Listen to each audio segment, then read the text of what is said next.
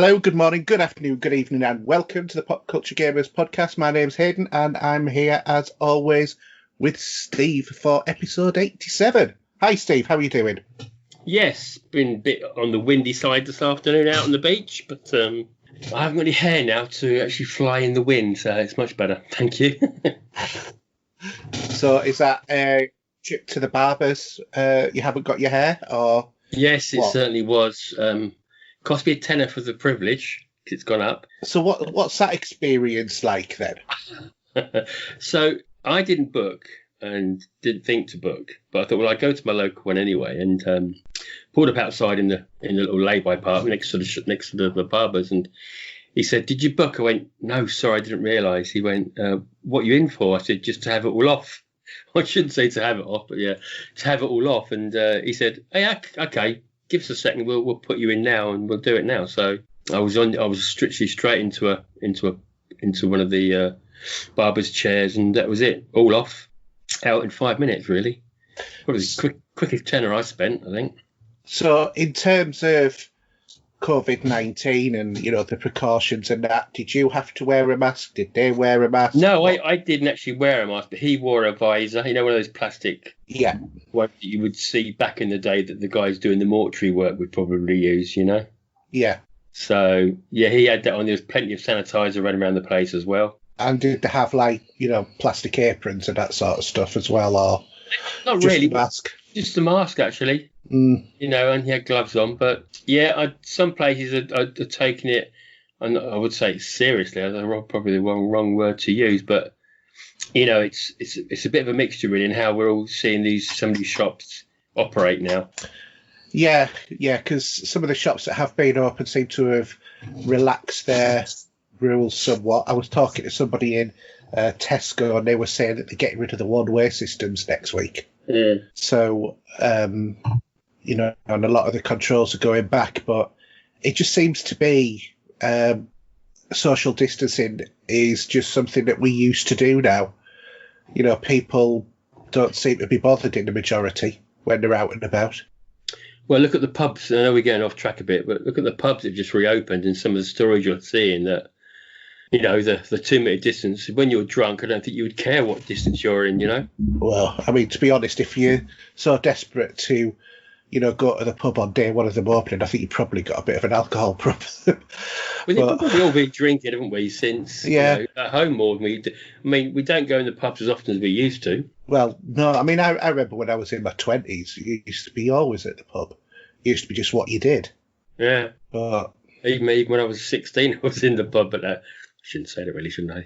Was it 18, I think? Yeah, but yeah. Yeah, as soon as I started work, I was in the pub, so... yeah. Well, everybody goes in early, don't they? I mean, I was going to nightclubs from about 15 years of age. We used to get on the bus when we were in the fifth form with the sixth formers and go to Fillmore's nightclub at Saltburn and stuff like that. And what a pub a nightclub that was there, it was called the Kirk at Kirk Levington. It's now a housing estate. It got flattened, but it used to be a great place to go. Mm. I mean, the other flip of the coin, I was working in a hospital on Friday, Thursday, Friday, and before I even walk into the reception area, I have to have a mask on all the time in there, and they just wind me up because I can't have them on my nose. I don't feel like I can breathe properly. Mm-hmm. So I just pull them down a bit just so I can actually breathe. And they give you a temperature stab with the old laser gun when you sort of go in there and stuff. But yeah, it's still a weird, wonderful world we're living in at the minute. Yeah, well, I reckon a couple of months will be a spike. You've already got Leicester still in lockdown, haven't you? There's going to be regional stuff because of people just not, being careful. Well, yeah, Australia's got a problem again now, haven't they, as well? So it's just a bit, it's a bit nuts, really. I mean, sooner it's gone, the better. But it's gonna take a lot more than, people have got to be more aware and not be so stupid about thinking that it's over. It's going to be with us for 18 months easily. Because that's going to be the minimum time we're going to need to do a vaccination. Well, I don't know really, because I'm testing. I mean, I've still got some concerts in April to go to, so I'm hoping by then we'll have some sort of order. We might have order, but that doesn't mean that the virus will have gone away. No, but yeah, it's funny because my missus has been on about hammering on me about taking the blood test. Mm-hmm. So I think they're starting to do that. So I might try and organise one just to see if I've had it or not. Yeah. It does bug Well, me. you were ill earlier on, weren't you, with it all? I had the flu before it started, and then after that I was, burning up with wheezing, coughs and all sorts. So yeah, so I'm assuming I may have had it. Yeah. But, well, I don't know for sure because no one could come and test me. Yeah. Anyway, yeah, so it is. Well, it is. There's nothing that we can do, but it's just been devastating for everybody in those families who have lost people. Hearts out to them. Yeah, really. Absolutely. So anyway, let's move on. What else have you been doing this week? Not too much. I mean, I had a couple of bits, and when I buy vinyl or sort of Blu-rays, they're normally pre-ordered. And as you know from Zavi and from yourself, I've got stuff pre-ordered all the way up to probably November, December at the moment. Yeah. So stuff just dribbles in. But I did get an email saying that my Avengers box set is on its way from the States, and that's for the music. Yeah, from the last two movies. Right. So six albums worth, that is. So it's 3 discs per album, and it's all in a nice big box set. So yeah, look forward to. I bet I'm going to cost up on the old when it gets to Heathrow Airport. I'm sure I'll be stung with an import tax of some kind, because this is going to be a little bit more heavier than most. Do you not get them to mark on that it's a gift and then you don't have to pay the tax? Yeah, I don't think they can do that from their point of view. I mean, if I had a friend send me something over, that'd be slightly different. But yeah, I have had times that they've sort of sneaked under the radar, but it's a bit hit and miss. But more than not, I know I'm going to get it, so it is what it is, really. Mm-hmm. But one place I don't get it from is Amazon. So there's a collection of scores from Ennio Morricone that have been released throughout the year. The first one came out called the Westerns one. Mm-hmm. So it was all different themes from the Westerns that he's done over the years, from the spaghetti side of things. So the good, the bad, and the ugly and stuff like that. So that came out. The second album's just been released, and that's landed on my doorstep, called Psycho, which is based on all criminal and sort of Italian horror / horror sort of vibe to them. Mm-hmm. So that's turned up, which is pretty good. And I thought it was a bit delayed because we're halfway through the year when there's about 5 albums to come out. Yeah. I think we're trying to squeeze them in the whole year, but I don't know regarding, as we know, press implants and people being off work, that they'll get that whole year done. So we'll have to wait and see on that. Did have a bit of an impulse buy.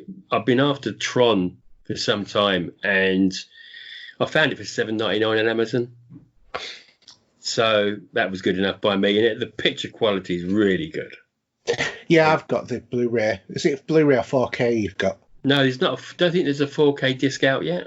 Just a Blu-ray. I was just double checking because I wasn't sure whether or not there was or not. But I've got Tron and Legacy of Tron both on Blu-ray. Yeah, I already had the Legacy, the sequel. I've had that for donkeys.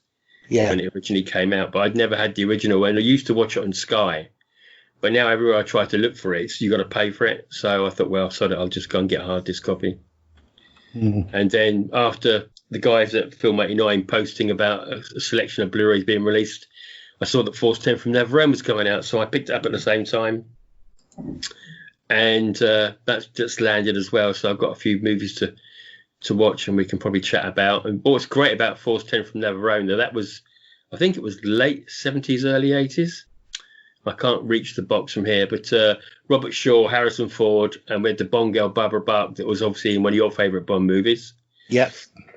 And Carl Weathers of Rocky fame. So there's a nice selection of actors there that have built their careers up since this film. So, yeah, all good. What about yourself? You been up to much? No, it's been a quiet sort of week, just, getting more done on my house, just going to work, walking it downstairs and switching on the computer. Yeah. And working. I finished The Last of Us Part 2. Mm-hmm. So more about that later. I'd been looking for a while for getting Rogue One in 4K. Well, that's the weird thing, isn't it? Because I'd seen some posts in the States of it coming out in 4K, and they were pretty bland picture covers for them. Yeah. But it's not out over here yet, as far as I'm aware. I don't think it's not got a date yet either. It has been out, but they're not selling it anymore, and it's the region B copies are sort of like 50 quid. Really? Because I didn't even see it. Yeah, you do a search for Rogue One, you'll see that they're 50 quid. And what I've done was I went on eBay eventually and found a copy of it for £25 from France. So I got it over, and obviously the cover, part of the cover, well, the back of the cover's in French, but it plays English. So, you know, there's no problem. It's a proper sort of widescreen edition of the movie as well. So it's not, you know, the full frame 16:9. I prefer having the blackboards on the top and the bottom and making sure you're getting the whole picture. Absolutely. So, yeah, and I watched it, thoroughly enjoyed it. It looks absolutely gorgeous in 4K. You know, what can you say, really? But, yeah, so that was really good. I picked up the Tremors anthology as well on Blu-ray. Is that 3 or 4 movies? 5. Okay, 5. And there's a 6th one, but you couldn't get the 6th version unless you bought it in DVD, which is obviously not what I wanted to do. Blu-rays are sort of like the lowest quality that I go to now in terms of watching stuff. So, so I've got that too to watch. So I haven't seen the Tremors movies for years, but Kevin Bacon and all of that. Yeah, I was looking on Amazon for Rogue One. Yeah. And it's £45. Yeah. Now there's a we've got a Danish import here. Yeah. For £24.81. Yeah, that must have been just listed then, because the cheapest one when I looked, which was 2 weeks ago, was £54. Yeah. So they've dropped it down because these listings are, it's dropped down a little bit, but I got this for 25. So I'm quite happy with that, because that's what I would have paid for it anyway. Plays in English, there's no problem with the disc at all, because it's region B anyway. See, I might be tempted to wait, because I've got for episode 4, 5, and 6 come in from Zavi with the Steelbook 4K editions, which I've pre-ordered. Yeah. And at the moment, what's the last? I think they've started now. They've gone back to episode 1, 2, and 3. So once they've done those, I'm sure there'll be a nice Steelbook edition of Rogue One, which I'll keep an eye out for. And see what price. That probably is a very similar sort of price, £25 or something for them. Yeah, I must admit, I can't say I'm bothered about the having the Steelbook. Well, I don't mind waiting now, if you know what I mean. I'm not too fussed. Well, the movies that we've had time and time again, so it's not like we, are in a great rush to get them again, is it? Oh, exactly. And I don't mind waiting. To be honest, I haven't seen Rogue One. I have seen a digital copy, but when I saw it at the cinema, where did I see it? I saw it in Palmy Studios, didn't I? Yeah. So it's been a long time since I've actually sat down properly and watched it. Yeah. So it's probably worth waiting for it. Yeah. So it's not. I don't have to. I'm not even sure if it's still on Sky at the minute. It might well be, but it's one that can wait. It's not like it's a need to watch straight away. No, but I think it is definitely the best of the Disney Star Wars movies. Yeah, because they are releasing. I saw some rumours that they are releasing Solo 4K. Is that not out yet? I'm sure it. Don't think it is. Solo I've had in 4K for ages. Oh, was it? Oh, okay. Maybe I was reading the wrong piece, because I was reading another report. I know we talk about movies when we're here, but never mind. As it's at the moment, as you're probably well aware, it's Back to the Future's 35th anniversary at the moment. Yeah. And there was a scheduled 4K box set to come out. So now, from what I'm reading in a lot of the Blu-ray forum places I go to, that it'll be coming out in October. So that'd be pretty cool. And then also, off the back of that, the Indiana Jones, or should I say, Raiders box set is coming out middle of next year as well. So I think those are the two holy grails for 4K for us. I think that we're after. I would say so. I mean, the Back to the Future trilogy is a perfect trilogy of movies. It should never be touched. No, absolutely. But to get that in a 4K and hopefully get a decent screen ratio, because there's been a few different moans that the releases over the years have had different screen ratios that have sort of cut slices off the side of the screen and what have you. So yeah. But anyway, never mind. There's actually Mondo have got Back to the Future music from the motion picture LP on pre-order for £25. I have pre-ordered it. Yeah. Sorry. Yeah, I've actually got my original copy, right? Which I picked up when I originally saw the movie back in 35 years ago. I think is the best way to say it. And it's in good nick, but there is a couple of places where the vinyl's a little bit damaged. Mm. But mostly it's not. But so I pre-ordered that when it was released for pre-order last Wednesday. Right. But it's exactly the same album. But obviously the difference being that obviously it's in coloured vinyl and it's 180 grams, so there'll be a bit more depth of bass to it as well. Yeah. So I definitely wanted to pre-order that. The thing that puts me off them is their quite expensive delivery charge. Well, you can try and see if you can pick it up over here if you ever scout about. Yeah, well, I suppose by the time you actually do that, because I think Zavi sometimes, I noticed Zavi were actually on their website putting the Avengers box set in, but obviously not as a box set, but two separate albums. They've actually got them on their listing, on their vinyl list. Yeah. But yeah, who knows? But $25 isn't bad, to be honest. Plus probably 14 for import tax. So you're looking at $39. So it's not bad really. I've had worse, let's put it that way. Yeah. Yeah. And I was just gonna have a look and see what that was, but I don't think sort of $49 into pounds is only going to be 44 quid. So vinyl ain't cheap these days. 44 quid for a record though is a lot of money. Yeah, but if it's where you're spending it and you're not spending it anywhere else, then it is what it is. That's true. That's very true. So other than that, I picked up a little indie game for 83p. Oh, okay. CD keys? No, it was the Xbox store, which is on sale this week. And it's Selma and the Wisp, it's called. I'll talk about it later. But considering it's 83p, it's normally like $8.99. It's not too bad, actually. But I'll talk about that more later on. So have you got anything else to say about your week? Or no, not really. Let's move on. Okay, we'll move on to our gaming this week.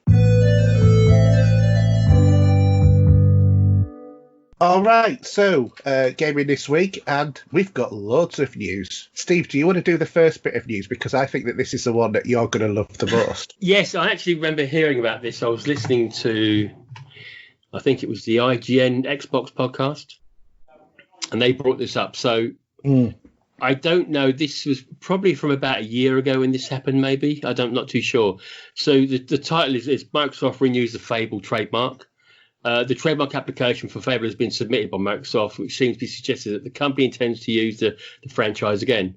While it's standard practice for companies to renew licenses, the most notable inclusion of the application to use the Internet to use trademark, beginning marked with a yes and a no from its originality. And this was spotted by IGN, who I actually listened to talking about it.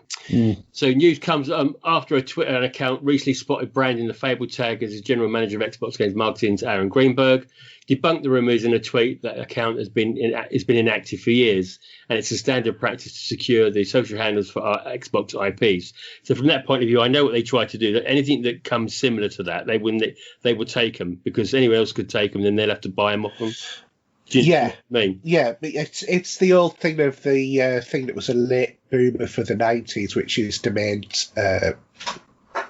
Exactly. I forgot what to call it. Domain name, I suppose we're going to. No, it's not domain naming. It's domain hogging or whatever it is. It's something like that. I can't remember the exact phrase, but there was a phrase for it. It's where a lot of companies like Boots or whoever found themselves having to pay out lots of money and just to get, what is effectively their company domain name, but people registered them before they did. Yeah. However, the account states domain squatting. That's it. Okay. Domain squatting. However, so they were saying that the account was created back in March 2020.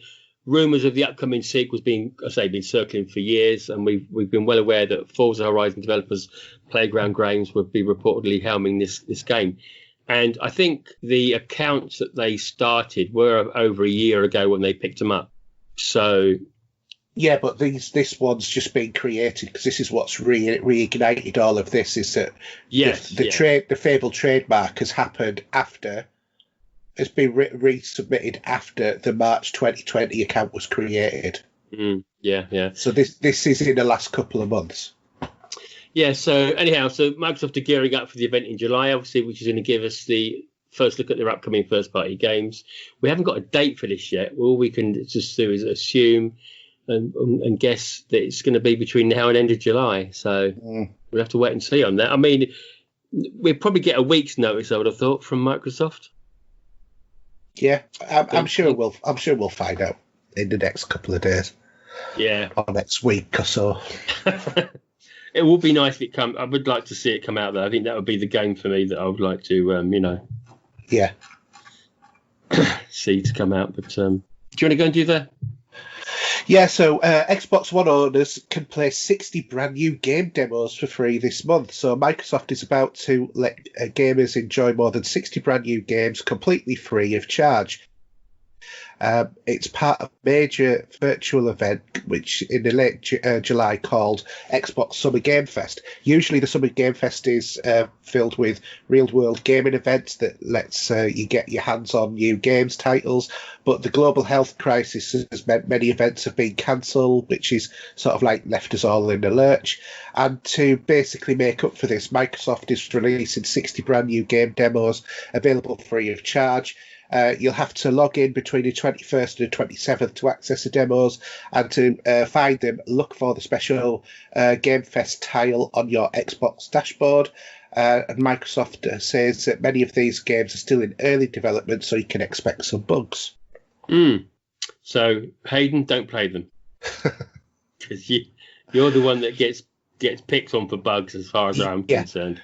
Well, you see, Microsoft has said that these are in early development. Actually, what Bethesda says that these are late release versions, or mastered versions. So anyway, on to another bit of news. Another listener poll, and have asked the question of you all, because I've been getting some flack for it because of my dubbing of it as called the shoebox. Really? But I wonder why. Yeah, but which is the best looking next gen console? And the votes are in, and the Xbox Series X got 46% of the votes, and the PlayStation 5 got 54% of the votes. So to be honest, I think it's split down the middle, basically. I think, to be honest. Yeah. I don't think we're going to be honest. Go on. Yeah, it's not going to matter what they look like, because at the end of the day, it's going to matter how they perform. It's just whether or not you want that thing that looks more aesthetically pleasing on your mantelpiece or not. Really. And I think the Xbox will look exactly right, because everything I've got is black in this room. The PlayStation is black, all my kit's black, the glass is black, all the units. So it will sit there anonymously in the corner, just humming away, playing Fable. But you're going to have to stick it on the floor, aren't you? Or on a shelf near where... No, I will. It will probably... You know what? You've probably seen now that I've got the PlayStation sideways on now with a bracket, and I'll have the Xbox sitting next to it on the floor, standing upright. So yeah, that'd be fine though, as long as it won't get touched. Yeah, No, it's fine. So anyway, a couple of comments from some of our listeners. So Ant Lewis said, I'll always side with PlayStation, but I do prefer the simplicity of the Xbox aesthetics. Xbox looks better and has more raw power. I'll still be getting a PS5 though because of the superior games lineup, and I'm intrigued with the new control. All I can say is, and I'm gonna have to say, how can you say that about the games lineup when you don't know what the first party games are yet? We know what direction that PlayStation are jumping, but we don't know how many, if there's anything other than Halo, that is going to be released as a console exclusive. So you might change your mind after the next Microsoft press conference. And then Steve Waddell said, I just hope that they're both a success. It would be very unhealthy for Sony to dominate heavily again this gen. The industry needs some competition so that companies will keep on top of each other on their toes to innovate and keep the cost down. A monopoly would be bad in the long run. Microsoft seems to be rising to the challenge, which is good, but not for me. The focus on subscription-based services is not my thing. One-off payments, better value for money for the consumer, unless you're a hardcore user. But it's likely where the industry is heading as better for the companies, and many folk seem to be happy to accept this. I think you make some good points there, but I completely agree. It's got to be, we want Microsoft to win this time, not for a Game Boyish sort of thing, but I think that it needs to hopscotch between, all of the players to ensure that there isn't a monopoly. Absolutely. What do you think, Steve? Yeah. Yeah, it's going to be. It's got to be a nice sort of joined relationship that is not joined at all, if you know what I mean. And yeah, as long as we, it's a symbiotic relationship. It is, yeah. And as long as both consoles get what they want, gaming wise, I don't think anyone else should complain about the other, really, unless it's going to be jealousy at the end of the day. Yeah. And finally, Scott Kidd also mentioned that he's not looking at either of them at the moment, as they have hardware that's not out today, so he needs to see them benchmark before he can choose. So, yeah. Be interesting to see how it comes out, although by the appearance of the specs, it seems that the Xbox Series X is hands down the winner, based on numbers alone, but we know that that's not always the case, is it? No, I mean, our little poll's only a majority, it's a very minority, should we say, from the whole gaming community of the whole world. So, but we'll see. It's going to be. I think we've got a good balance of players for different systems and retro systems as well, though. I think, it's not all Xbox or PlayStation fanboys or PC fanboys. I think, we've got a good, or Switch fanboys even. I think, we've got a good rounded listener base. Absolutely. Absolutely. So do you want to do the new releases? Yeah. Okay. So starting on the 7th of the 7th, we have got Catherine Full Body for the Switch. I highly recommend that game wholeheartedly. Loved it. Finished it with about 3 different storylines. I've still got to go back at some point, but it's really good. Budget cuts on the PSVR from Perp Games on the 10th of the 7th. And the rest of these are following the same date. So we've got Sword Art Online Alliation Lycross on the PC, PS4 and Xbox One from Bandai Namco. F1 2020, everything but the Switch from Codemasters. Deadly Premonition 2, A Blessing in Disguise on the Switch from Rising Games. And Story of Seasons Friends Mineral Town on the Switch again from Marvelous Exceed. So a couple of titles there. I'm tempted to go. I haven't played an F1 game in such a while. I've dabbled in some of the older titles through Game Pass. But I'd like to actually probably own one. Then again, I don't think so. This won't come straight to Xbox Game Pass, will it? So it might have to be a purchase at some point. Yeah, you're not fancying trying it on Stadia then? I'll be in the pits. I wouldn't get out, would I? Yeah. They're advertising Stadia again more, but it's cloud gaming like that ain't happening. I think that there's one issue about buying electronic games and downloading them to your own system, but there's an entirely different thing about buying electronic games virtually and not having them on a system to play. So, do you know what I mean? It just doesn't. I just don't like the concept of it. The hype that Stadia had at the beginning when it was at first announced, it all seemed like you'd be able to just click a button and play your game straight away, blah blah blah. But it's again, the power of the internet is based. You're at the mercy of your provider. So yeah, you are, and we know that they're throttling people at this time as well. Even like Microsoft and Sony, their networks are throttling down because because I was actually looking and I was getting less than 1 megabit, and I was thinking, Blum & PlusNet, have throttled me right down. So I went online, and surprisingly enough, PlusNet are actually giving me faster service than they have done in years. Oh, really? Yeah. I was getting up to 70 megabits per second, which is what they said that they would give me, and that was reasonably consistent because I checked several times. Yeah. But I was downloading from both Sony and from Microsoft, at different times, and it was coming in so incredibly slow.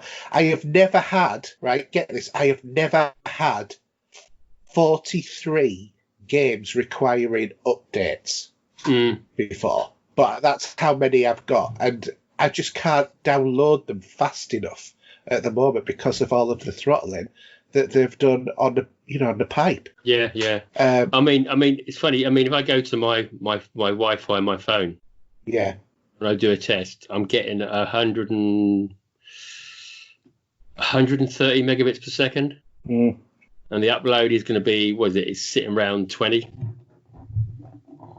Yeah. So Virgin, touch wood, haven't been too bad. I know we had a crash a little while ago for 17 hours or so, but I was at work at most of it anyway, so it didn't affect me. But people that were at home in lockdown probably threw their toys at the pram. Well, it's the end of the world as you know it, isn't it? It is, isn't it? Yeah.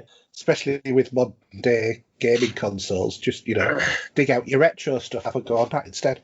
Yeah. So what you've been talking, I've actually been downloading just the subscription games for Xbox Games for Gold. So do you want to go and shout out what they are? Yeah, so Games for Gold this month we've got WRC 8 FIA World Rally Championship, and that's from the 1st to the 31st. 16th of July to the 15th of August we've got Dunklords, and then on the 360 up until the 15th we've got Saints Row 2, and then the 16th to the 31st we've got Juju. In terms of Game Pass, we've got Soul Calibur 6, the latest in Namco's fighting series and sports strategy game Out of the Park Baseball 21 have joined or are joining Game Pass. The former will be available on Xbox One, while the latter will be on PC. There's also Bethesda's Fallout 76 online multiplayer is joining as well. And the 2D action RPG Crossroad will join Game Pass come July the 9th. Crosscode will only be available on the Xbox One, while as Fallout 76 will be available on both. And July's Xbox games lineup also includes content update for existing games on the service. Minecraft Dungeons will get the Jungle Awakens DLC, while State of Decay 2 will receive both Green Zone and the Plumber Pack DLCs. Leaving Game Pass, we've also got Blazing Chrome on console and PC, Dead Rising 4 console and PC, Metal Gear Solid 5 The Phantom Pain, again console and PC, Time Spinner on the PC, Unavowed on the PC, and Undertale on the PC. Steve, do you want to do PlayStation? Yep. So they are not out until the 7th, because I just had a quick look. So I was going to just download them. So we've got Rise of the Tomb Raider, NBA 2K20, and Erica. So I've actually got 2 of those on the Xbox at the moment, and I've completed Rise of the Tomb Raider already.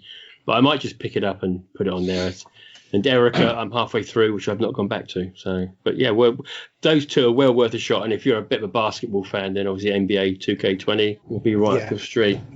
Interestingly enough, though, there's been a lot of complaints by PlayStation Plus subscribers because they were making a big thing about the 10 years of that's what I saw that, but and they're complaining about the NBA 2K20. Really? Yeah, about it should have been a better game that was included because of all of the hype that they were giving it. So. Well, I thought that was one of those games that you would sort of notice on the screen and think, wow, that looks like you're watching a TV. Sort of. It is but it is a bit of a niche game, though, isn't it? Really, because not everybody likes playing sports, and not everybody likes basketball. No, that's going to be more for our friends across the water, to be honest. Yeah, it is. It is. We have netball over anyway. They don't do netball 2020, do they? No, but they do cricket. Yeah. For some god unknown reason. Well, there are a few people that do like cricket that are in the Facebook page and that. I'll tell you, I went to a cricket match once, yeah? And I much preferred watching paint dry because I saw more. So there goes a tumbleweed. Anyway, we'll move on to Twitch. So we've got on Twitch, we've got Meltbits World and QA, Dear Esther, Landmark Edition, Dark Devotion, and Turok 2 Seeds of Evil. They're all available on the Twitch platform for PC. And Epic giving away currently Hue for free. And then coming from the 9th to the 16th, there is Killing Floor 2, Lifeless Planet, Premier Edition, and The Escapist 2. Lifeless Planet is actually quite a good game. It's probably about 3 hours long. But it's an interesting narrative, although it's more of a sort of like slow-paced platformer puzzler sort of game. There's not much shooting or anything like that in there. It's quite slow-paced. Okay. So, but that's probably the pick out of those. Although if you like multiplayer, Killing Floor 2 is probably going to satisfy that itch as well. Yeah, probably. Yeah, absolutely. Yeah. So anyway, Steve, do you want to tell us about your gaming? Maybe do Last of Us Part 2 last, and then we can talk about that as a segue. Oh, yeah, something else I wanted to mention about that. Yeah, okay, yeah. So obviously, other than that, I'll be playing Destiny 2. So Iron Banner kicked off this week. And also, it's worth remembering, I think Haydn might have mentioned it with Anna maybe, but the Twitch collection, which is free for Destiny, is out there. Another set of bits and bobs to pick up, if you haven't got them already. Yeah. So I've been plugging away.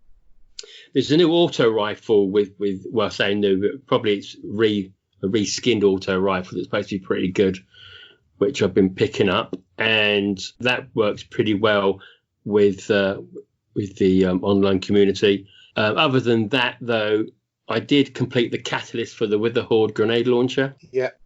Which was one of the first catalysts I've done in a long time. But it's pretty, I mean, basically, I'm just blasting those grenades, leaving that array of dust on the floor, which when you walk in it, you fall and die, basically. I just can't get enough of using that weapon. It just comes in handy. Yeah. Whether you're playing online or in PvE as well. It is so much good fun to play with that.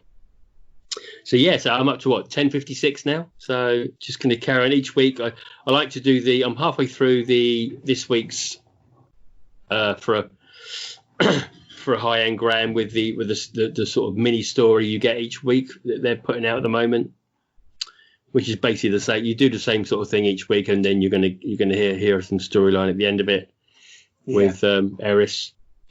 But just plug away and keep playing it. It's it's like, if I've got half an hour to kill, I'll put Destiny on. Yeah, I have to admit, they've lost me on this at the moment. I'm really enjoying this. This season. It has grabbed me. Considering we've had a couple of bad ones, and I have really grabbed the bull by the horn for this. Well, you thought that the Season of Dawn was no good, and I enjoyed that one. Yeah.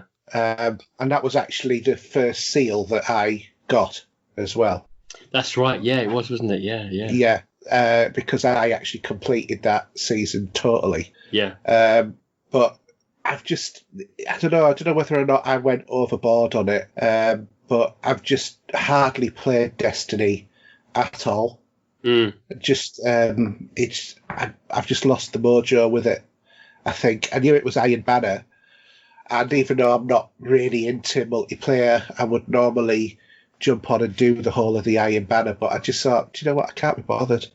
It just did not appeal to me to do it at all. Yeah. So I've just not launched it. But it's funny because I'm just trying to find the weapon. So the two weapons that they brought back into the game for Iron Banner, you've got the Fool's Remedy, which is a sidearm, which isn't bad. But also what you've got is the Forward Path. And this is a auto rifle that fires 600 rounds per minute. Mm-hmm. And very stable and it works really well. I mean, it's funny because a lot of people are still thinking that I'm trying to find which one it is now. The other weapon that's coming into the game that everyone's using. I'm just trying to find it here now if I can see it. Oh no, it's down in. It's an energy weapon, isn't it? So the Roaring Hunger, which has got the same 600 rounds per minute, but seems to be personally is still a better weapon out of the two. Yeah. And yeah, I mean, I love playing that weapon. Is really. See, I just run that Gnawing Hunger, and I also have the grenade launcher as well. Those two weapons I'm happy to use. Obviously, there was a new sort of bounty with Iron Banner, and you had to use a sidearm for kills, and I think it was an auto rifle. But yeah, that's all that was, and that was quite easy to do. I find the sidearm sometimes a little bit pedantic and it's sort of a little bit rough and ready when you're trying to use it online. Yeah, because they're but I did find a weapon that I had. I think it was the Lonesome, but I got got one that was just you just hold the trigger down, it would just fire, and that was ideal for me for that sort of thing to do. But yeah, just really loving it as usual. Just play it when I do. Are you playing with Mark? Because I saw he was back on Xbox. No, I haven't. This week I've been sort of busy at work and pretty knackered, so just sitting there quietly on my Todd, just grinding away at the moment. But it'd be nice to get back on at some point. I say this next weekend I'm on call for Saturday, so Saturday night will be quiet. But yeah, I have to admit, you know that what we did with Mark, where I got quite insistent. Everybody switched to the Risk Runner, and then we passed it. That level. Do you remember that? I can't remember what dungeon it was. Shattered Throne. Was it Shattered Throne? It was. We did didn't we start to try and do? No, it's a Taken one. You know where? Was it for the Wish Ender? Might have been. Oh no, because it wasn't because you weren't there that day. I did it. No, it was something else. And there's that bit where you get chased by thralls, and then you go into that big room where there's an ogre or whatever it is with other taken thralls, and you have to kill all of the witches and everything in that area, and then it opens up the key which you put onto the font, and then you can shoot the ogre, and you have to do that several times. You never know the one I mean. I think it's all Taken. Yeah. Well, because does that what that I've still got to go back to and do it. So when we completed that, we got 3 discs that you have to put in certain points in the game. Oh yeah, that's as far as we've got with that, isn't it? Yeah. We need to finish that. Yes, I know. If nothing else, they're just filling up slots in my to-do list. Well, I tell you what, I'm using these umbrella engrams I'm using in this season. I'm just loving it, and they really do pump up your level as well. Do you know what I'm finding that they're not though? And this is what made me give up, because I was getting stuff that was like 1 level above what I was on, and I was on like 110, 1010. Well, I think I've completed the first. There's 3 levels of doing this with how you buy them. So I've done the first part, and no, honestly, I took my 2 lesser characters, my Titan and my Hunter. I took them on a little mission just to do the first part for this season, so I could then pick up the armor that relatively to where I've got to in the season at the moment, which is about, I think I'm about 40. Yeah. And so I picked up all the, obviously what you pick up is the first part, the first number one, as you do, you pick up a set of armor, don't you? Mm. So I picked all that up, and I picked all the other ones along the way, and those characters were sitting about 955 as a level, and they're both now roughly about 1033. But I haven't done any killing. I've just opened up all my bits I needed to collect for them. Yeah. So it just proves it can work, you know. So I'm 1033 now, and when I was using those, one of those engrams I got was way above as well. So I don't know what's happening regarding yourself, but they are all about four levels above. When if you don't hand them in straight away, but you go to the other, excuse me, instead of going straight to the drifter and giving them into that round barrel on the right. Yeah. If you go to the left and use the other bits of stuff you use to sort of condense them and enhance them, and then you go and do it, they're a higher level. That's what I've been doing. Yeah. I've just not been getting. I don't know. It's just that luck I seem to get with the RNG in terms of Destiny. I never seem to. I don't know. Well, I don't think it's that, because everyone's sort of been leveling up pretty quick. No, I seem to be leveling up tremendously slowly, which is one of the things which made me just give up on it. I just thought, I can't be bothered with this. I don't want to do the grind this time. So, and I might go back to it because I've got 10 days, 12 days before Ghost of Tsunami, Tsushima rather. That's the 17th, isn't it? Is out, yeah, it is. So I've got that one pre-ordered and waiting for that. Because the what they say is that the first 3 Emerald engrams decrypted each week awards gear at a higher power. Yeah. Each week, the first 3 you get will give you a higher power. And what you want to do, I think, is, if anything, is to pick up the swords that you get in it as well, because those are some of the best swords I've seen in the game so far. So you've got the Temptation Hook and the Falling Guillotine. Yeah, I've got both of those. And they are really good. I mean, the one I've got at the moment is 1038, and the other one is what's that? Oh, they're both 1038 at the minute. Yeah, so well worth picking them up and grinding them up as well. And also make sure you can, if you get a good roll on your Gnawing Hunger as well, that's one to keep. Right. Obviously, we're going to get some weapons disappearing and getting sunsetted next year. Well, next season. So we'll see what happens with that. That's a bit of a. Are the sunsetting exotics? Don't know. Not too sure about that, but I think they are sunsetting. I think they're going to be sunsetting the. What's the submachine gun that you went for that everyone uses like maniacs in the Crucible? Hardlight. No. The machine gun. Submachine gun. Do you remember? I haven't got it. The Risk Runner? No. I can't think what it's called now. But there's a few weapons that have always been prominent in Destiny for the Crucible. Yeah. And one of them was the submachine gun. I can't think what it's called. Someone's going to shoot me now for not saying what it is. But also the other one was for a grenade launcher as well. But there's another grenade launcher called the Truth Teller, which is better than the one that was going out for that. So I picked up the Truth Teller as well, a copy of that. So I'm hoping to pick a different role if I can. Yeah. With that. But yeah, it's going to kill me now because I can't remember the name of the weapon. But you see, if I'm in Crucible, I don't use normally a submachine gun at all. What I normally use is the Mida multi-tool. Now, you see, if I get killed by a sniper rifle, it's going to be the Revoker. Always is. And I should actually learn to take that out myself in my vault and use it. Yeah. That's a given.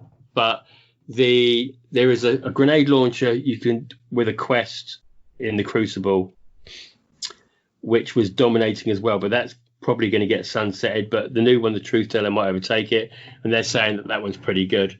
And obviously the submachine gun, which is going to kill me now. Honestly, when you're chatting in a minute, I'll have a look, because I'm not going to get beaten by not remembering what it was called. I seriously, I can't think about what machine gun that you're talking about. Yeah. Anyway, do you want to chat about your stuff, and I'm going to go and look in my phone. Well, you haven't told us about your Last of Us yet. Oh, but yeah. Okay, yeah. So The Last of Us Part 2. I'm now in Seattle, which I presume is the first time. Yes. And I'm roaming around collecting fuel and stuff like that at the moment. Yeah. And bits and pieces. The story... To open up the gate so that you can get into the main part of the city. Yes, that's where I'm up to at the minute. And it's okay. I'm plodding along with it. What I did do at one point, I don't know where I found it in one of the buildings, but I'm sure you have. You go to like a record store, and in one area you see a guitar. Yeah. I sat there for half an hour trying to play the guitar. Yeah. I was sort of focused on doing that. Obviously, the cutscene there where she sings, I'm not going to say what song it is, but there's a song that she uses with the guitar, and there's about 4 or 5 sets of different chords you can use to play with it. Yeah. And if you do it right, you can play these tunes, believe it or not. And if you look on YouTube, people have just been that know how to play the guitar are just playing these different songs and not even in the game with the guitar. It's quite amusing and amazing to see this. Yeah, I think there's about 4 or 5 times you can actually play a guitar over the course of the game. There's one in the cinema, and there's one in the house after where you are as well. You'll see where those are. I think I'm guessing that.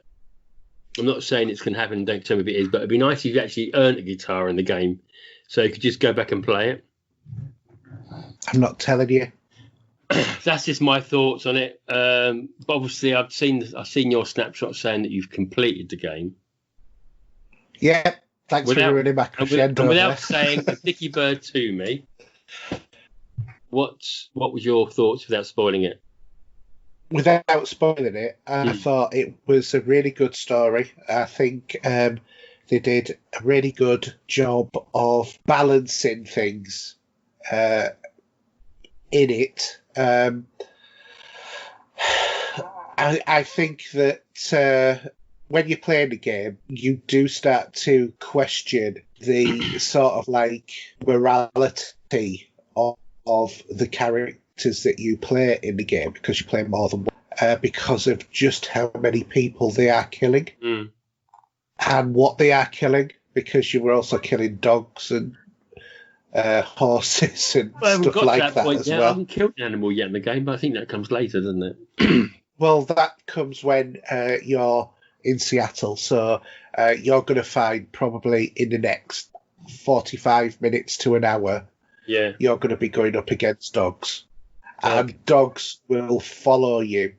Whereas all of the other enemies in the game pretty much follow a similar path. A dog will follow you, so you have to keep moving. And the great thing is in this game is that enemies lose sight of you really, really quickly. And you can duck down, right down into the grass and that sort of thing. So, you can hide, but that's the problem with dogs, is the fact that you just can't hide from them because they will follow you. I had, for example, I was hiding out in a house, and there was a dog that was sniffing around, and a dog jumped through the window. And if the dog goes in a different direction, so does its handler. So I had a bow, and I shot the dog with the bow, took it out in one shot, and while the guy was still climbing through the window, shot him with the bow as well. But the house was surrounded by enemies, because I'd been spotted by one. So they went on to, sort of like a search route rather than their, fixed sort of walking, because obviously they will deviate from their normal routes if you do make a noise or whatever. But it's quite good because you can actually cause diversions which will attract them to different areas. So if you want to go through minimum killing, personally, I just wanted to kill everything that was going through, so I emptied each level as I was going along. That's what you can do. I've said before, this game is full of collectibles. Yeah. And I don't know whether or not you've noticed. Oh, that reminds me. Yeah. I've got something to say after you finish, so something else I want to mention about it. Okay, I don't know whether or not you've noticed, but when you look at the save game, it tells you how many collectibles that you've had. And you can actually, when you've completed the game, go back and see which specific parts of each chapter you're missing stuff and how many of the ones that you're missing, but not which ones you're missing. It sort of gives you the hint that you've got something missing, but not what it is, sort of thing. Yeah, and what you can also do as well is you can fiddle around with the accessibility settings. So if once you've played out through, what I've done is I've gone down the route that Alan's been playing it. Now I've completed the game, I've switched on the radar pinging ability, and also the ability to identify when it's an object that I've seen. So once you get close up to it, you can still pick up the artifact, but if it's one I've already got, it shows a little tick next to it. Right. So, I know once I get close, I don't need to pick that up because I've already got it. So it's not it's not like a trading card or a coin that I'm missing. Oh, okay. So it just makes that includes the drawings that she does. Because I've got a funny sneaky suspicion, looking at the book as I see it at the minute, there's a place where it's a little bit empty, and I think I've missed something. Yeah, I'm sure you have. I'm sure you have. But I have places like that in mine as well. But there's absolutely loads of collectibles. There's the cards, there's the coins, there's all of the letters, there's the drawings, there's artifacts, there's loads. I'm not even sure I've seen a coin in the game yet. I don't know. You won't have done until you get to Seattle Day 1, the second one, because you're currently from where you've said you're on Seattle Day 1. Yeah. So you've got to go into a big Jewish church, and there's a tanker in there that you empty into the oil drum that you're carrying around to go back to put fuel in the gate so you can get into the main part of Seattle. Yeah, yeah. That's where you are at the moment, from what I can gather. So once you've done that, Seattle opens up, and there's all sorts of places that you can go into. There is an achievement for visiting every location in Seattle. I didn't do that, so I'm actually, believe it or not, I'm on my second playthrough, and I'm where you are now. Oh, okay, right. Do you know one thing I find that's really weird about this game, and you have to think, because I don't think about it, because it's something I've not really seen in the game. Well, I don't think I have seen it before. But, for example, there's a coffee shop in Seattle, in a corner somewhere. Yeah. And you don't open the doors, and you think, oh, for God's sake, where's the key for this? But you forget that you can break glass in this game. Yes. To get into rooms. But I don't think I've ever seen that before. Not like this, where obviously you get a door or a key or whatever. But I've never seen a game where you can break glass to climb in a room. Not that I can remember. I don't know if you can come up with one. I don't think that there's been many, but I have a feeling I've played one or two that have had that sort of mechanic in. But it is, because sometimes you're wandering around it, until like twigged with me, was wandering around thinking, there must be a way in, there must be a way in. And then thinking, no, just break the glass. Except for the church, which I want to talk about. Right, okay. I had a glitch. Right. So there's no real spoilers in the game. It's just a building where you pick up a few bits and pieces, so it's not too bad. So you go into the church. Yeah. And you want to start off and look at the left-hand side because you're hoping to get some oil for your can. Yeah. For the gas or whatever you're going to call it. And then from there, you can get the trolley, move the trolley to the block and climb up to the next middle section of it. Yeah. And wander around and have a scoot for bits and bobs there. Yeah. And then you can drop down, I think you don't go around the corner. No, you don't drop down. You pick up what we would call a rope to swing over. Oh, yeah, that's right, yeah. Yeah. Well, I couldn't pick up the rope. Right. You'd walk up to it, there'd never be a triangle there. I started shooting it, trying to slash it with a knife, trying to get it to move. I just couldn't pick it up. I had to go out of the game and go back to the last sort of save point that it would give me. Yeah. Which wasn't too far away. And then I'd see a triangle there, so I'd be able to swing over to the next bit. Yeah. Just maybe it's bad luck from my point of view. I don't know. Yeah, it just sounds like it glitched. But it's like, oh, how do I do this? You know what I mean? It's like you're racking your brain thinking, well, surely I've got to jump over there because I know if I use a trolley, that won't be high enough to grab up to the top of it, you know? Yeah, I know what you mean. So, yeah, I was a little bit miffed, but I had to double check. What I did is I had to check on YouTube that I weren't stupid to find that part of the game to say, I'm sure that's what you do, and it just wouldn't do it. Yeah. And then so I could see that, and I thought, well, yeah, okay, well, I'll have to just go back in time to a same point and go for it there. But yeah, so that's only my little glitch in sort of glitch in the gaming world at the moment I've had. Yeah, but the great thing about this game is that there is a new game plus. Yeah, so, go on. Don't know why you'd want it or need it. I know collecting the collectibles, maybe. I understand that. Yeah, well, for me, it is a collectible. So what I've done now is, because I've played the game, I've completed it properly. So now I'm going through with I'm going through with helpers on.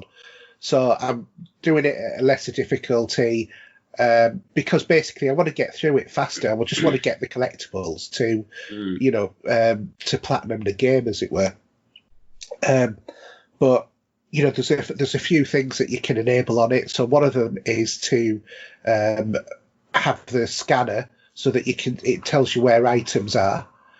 And the other thing that you can do is you can have it so that whenever you're prone, you're invisible to the enemies, which is really quite useful because you can lie on the ground with a shotgun and keep shooting them. It makes it just easier to just get through some of those sort of bits, but you've still got to sort out all of the puzzles and that, and some of like the safes that you have to crack and things like that, they can be quite difficult to get past, unless of course you look them up online or something like that. But if you want to do that, you do that, don't you?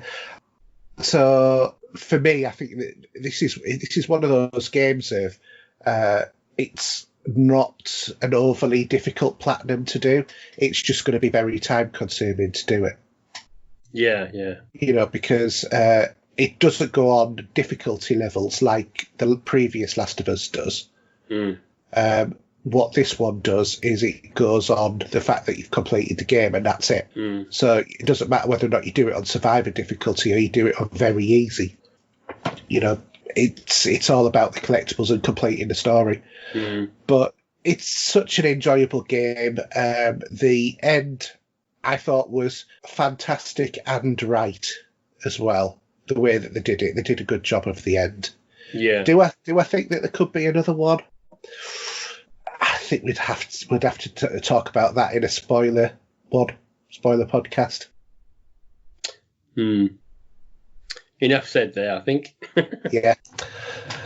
So, thoroughly enjoyed that game, and I'm still playing it. So, but yet The Last of Us Part 1 didn't get on with. It's weird. Yeah, I don't know what's so different about this version of it, but it is. So if we go to my other game, I'm just going to highlight this one because I picked this game up on Xbox Store for 83p. And let's face it, you can't really go wrong for a game for 83p, even if it doesn't last that long. And this one's called Selma and the Wisp. So basically, it's a platform game from Ultimate Games.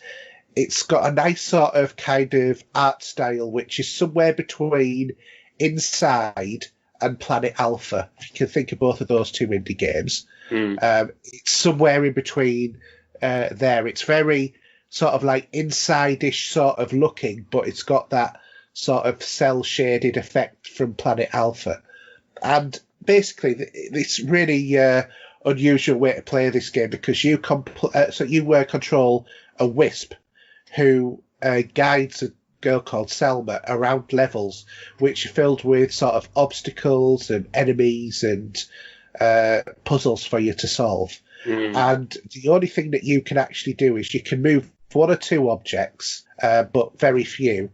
And you can also give a sort of like burst explosion out, which allows you to control some bits of the environment, or rather move things, which, like a switch or something or other like that. Yeah.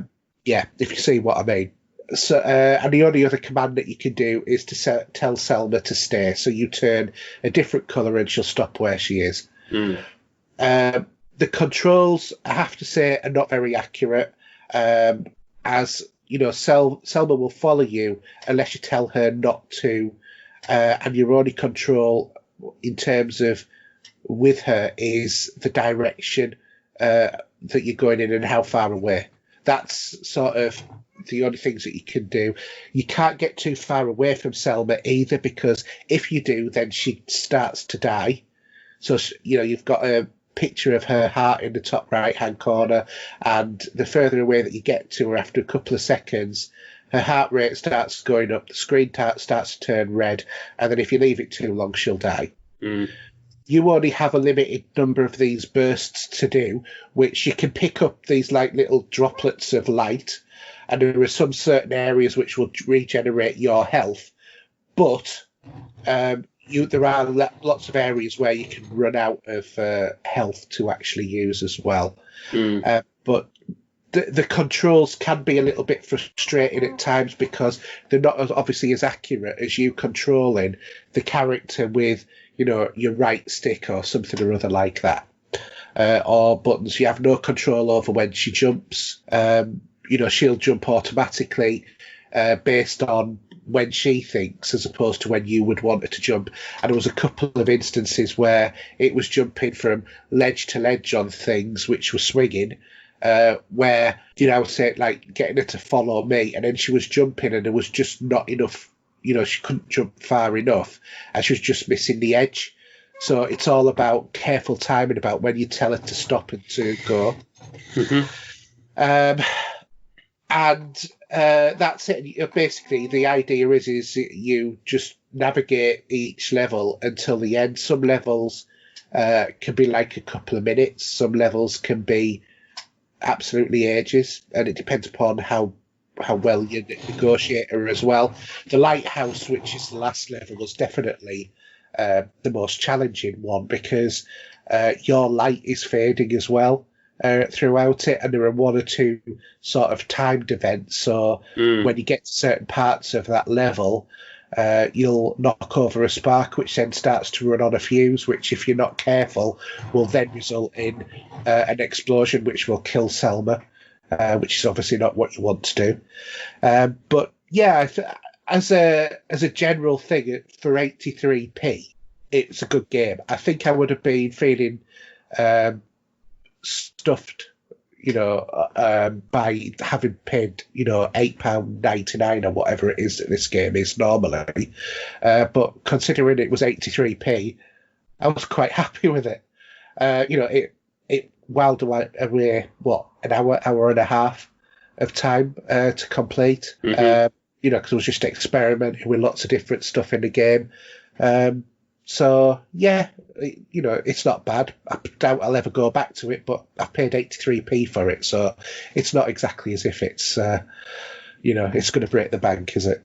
No, not at all. So yeah, Selma the Wisp. If that sounds like you just fancy something that's a little bit of a diversion, but hurry up and get it, because come Tuesday it probably won't be 83p anymore. Anyway, I think that's it. So let's move on to movies, TV, and streaming.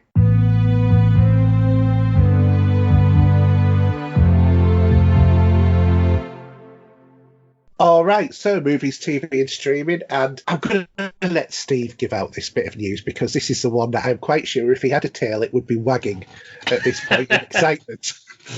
Well, I say I'm glad I've got Amazon Prime, because I would be actually frothing like a zombie. So, actually, I've missed a page now. Let me roll back up. Excuse me, bear with me. So Amazon Studios are teaming up with the creators of Westworld for a Fallout TV series. How cool is that? I'll be sitting the controller in front of me, think I'm playing the game. I tell you, that's what I'll be doing. Anyway, so the company have confirmed plans to adapt the Bethesda post-apocalyptic RPG franchise for the small screen, with Lisa Joy and Johanna Nolan overseeing the Prime Video project. In a joint statement, the pair said Fallout is one of the greatest game series of all time. Haydn. I'm quite sure that was meant as an irony. No, not at all. With Fallout 76% off. Yeah, each chapter of this insanely imaginative story has cost us countless hours and we could spend with the family and friends. Oh, totally, absolutely. So we're incredibly excited to partner with Todd Howard and the rest of the brilliant lunatics at Bethesda to bring this massive, subversive and darkly funny universe to life with Amazon Studios. According to the Hollywood Reporter, the series will be produced with Bethesda Game Studios and Bethesda Softworks, while Kilton Athena Wiccan will act as an executive producer alongside Bethesda's Todd Howard and James Altman. So they've got the right people working with this. I think it could be good. Only time will tell. And any joke that you put about you can get stuck in the walls, yeah, I know. Yeah, we've had that. Yeah, I know. But we'll have the actor stuck in the walls. But I would say that, when it says about Fallout as one of the greatest games of all time, each chapter of this insanely imaginative story has us countless hours we could have spent with families and friends. Yeah, that was because we had to spend that time with family and friends while we were waiting for the patch so that it would work. No, only you, Haydn, can get stuck in a wall. No.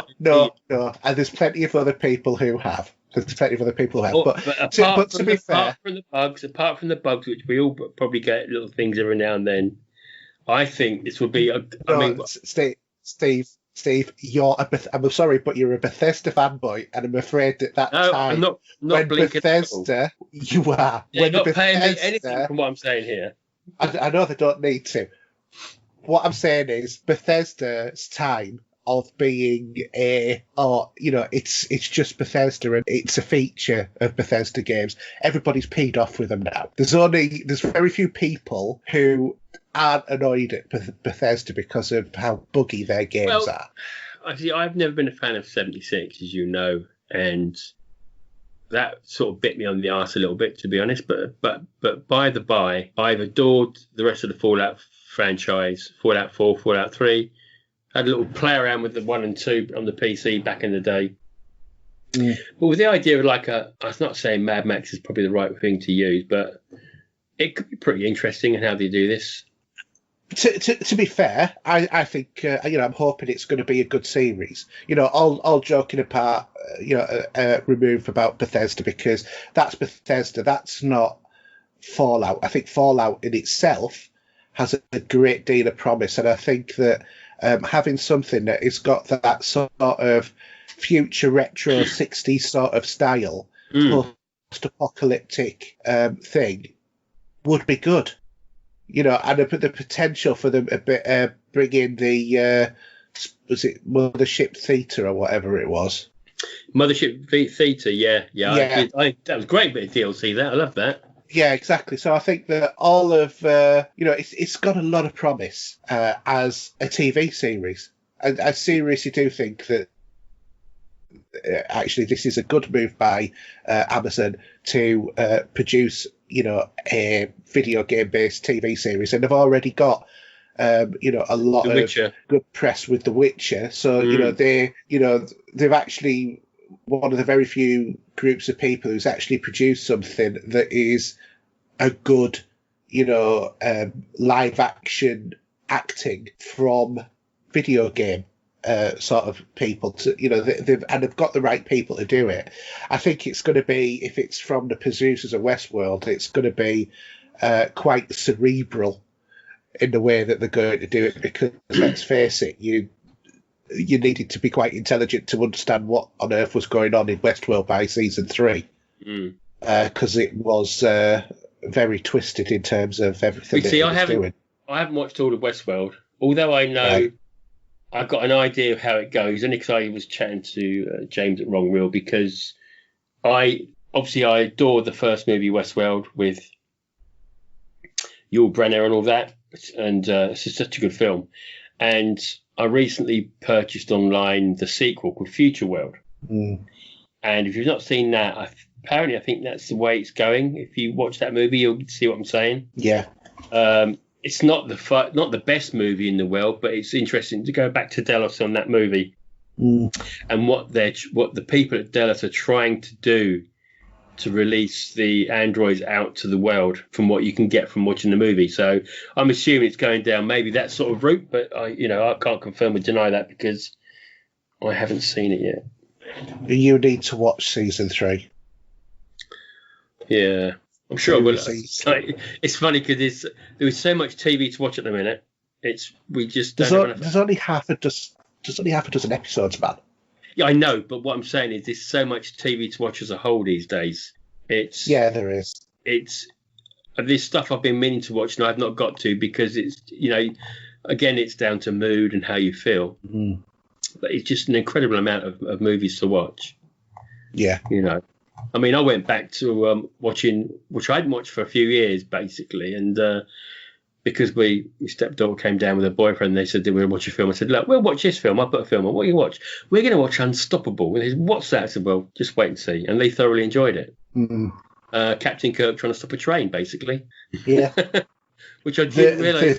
I didn't realise how old it was. It was 2009, I think, that film. Yeah. But it's the... Don't forget, it's a pine-scented Captain Kirk, not the Bill Shatner Captain Kirk. Oh, that's what. Yeah, well, that obviously, yeah. I think people that have probably seen Unstoppable will know that. So yeah, with a bit of Denzel Washington. He's quite good in it as well. Actually, I've got to say, he's a good actor. I like him as well. Yeah, he is. But no, going back to this, so I'm quite excited to see what this is going to be like, and especially if they're going to bring a bit of humour into it as well. That'll be interesting. Mm. So anyway, next bit of news: Michael Keaton's DC EU contract is reportedly for, get this, 10 appearances. So although he hasn't officially signed a dotted line yet, as talks. I hope so. Oh, I hope so. But as he's currently in talks between the two parties, Michael Keaton's return for the first time in nearly 30 years is widely expected to be a formality at this stage. The sad news is that not sad news, but the news is that the 68-year-old, I didn't realise he was that old, 68-year-old was in talks to join the DCEU as Bruce Wayne came out of nowhere, as well as finally generating some positive headlines about The Flash. For a change, Keaton is also heavily rumoured to act in a similar fashion to Samuel L. Jackson's Nick Fury and flit in and out of the DCEU various standalone movies to provide a connective tissue and act as either a mentor or a father figure to the studio's rosters of superheroes. Keaton is negotiating a 10-picture deal which will cover 3 major supporting roles and a further 7 cameos spread out across the DCEU, which is a massive commitment to both him and the other studios on his part. I mean, even Sebastian Stan, who was signed up for 9 MCU movies, hasn't even fulfilled all of them yet. And for me, what this does come out, what jumps out at this for me, and I'm going to ask this question because nobody seems to be asking, what does this mean for the MCU's Vulture in Spider-Man? Who knows? Because he was briefly, I think, in Spider-Man Far From Home, wasn't he? Like an ending clip. And the indication was that Vulture was going to return again.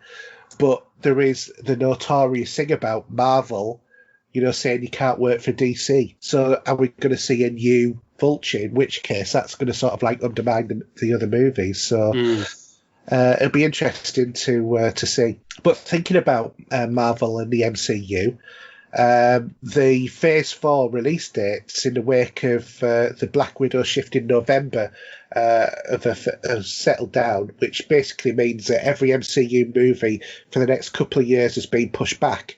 And it's basically the order of things to appear now appears to be The Falcon and Winter Soldier from August 2020. That's the TV series. The Black Widow movie out, I think, in America on the 28th of October and the 6th of November over at this side of the pond. WandaVision in December. The Eternals in February 2021. Loki TV series in spring 2021. Shang-Chi and the Legend of the Ten Rings from May the 7th, 2021. The What If series in summer 2021. Spider-Man 3, November the 5th, 2021. Hawkeye series will be fall 2021. Thor Love and Thunder is scheduled for the 11th of February 2022. And Doctor Strange in the Multiverse of Madness is scheduled for 25th of March 2022. The sad news is no sign of Guardians of the Galaxy 3. So that might be Marvel MCU Phase 5. Possibly. Yeah.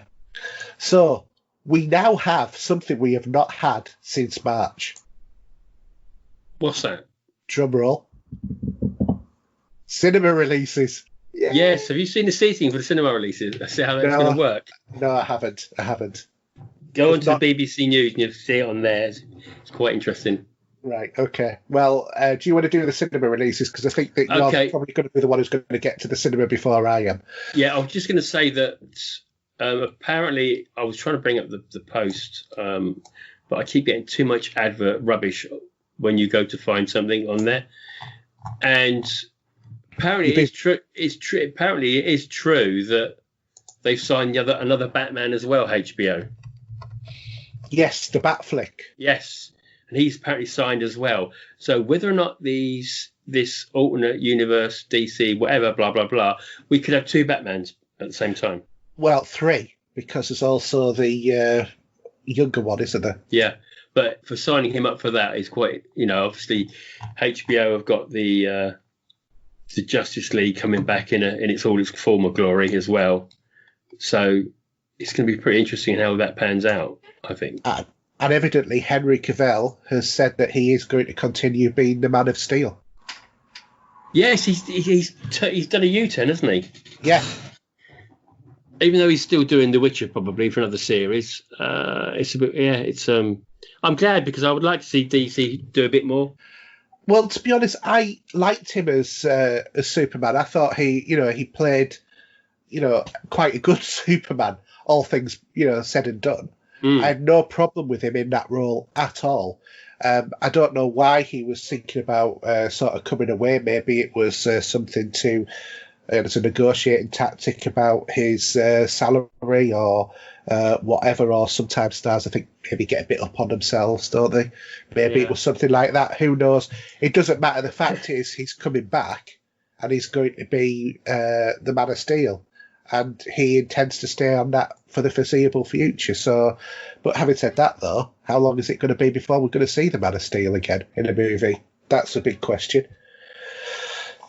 Well, there's a lot to say about what we're going to see at the moment. Obviously, a lot of things have, unfortunately, been put back. But realistically speaking, because we know we've got Wonder Woman 1984 coming, but realistically speaking, there is nothing that we're aware of that is particularly in the development. So it's going to be 2022 at the earliest before we're going to see a DCU movie. So by that time, Michael Keaton is going to be 70.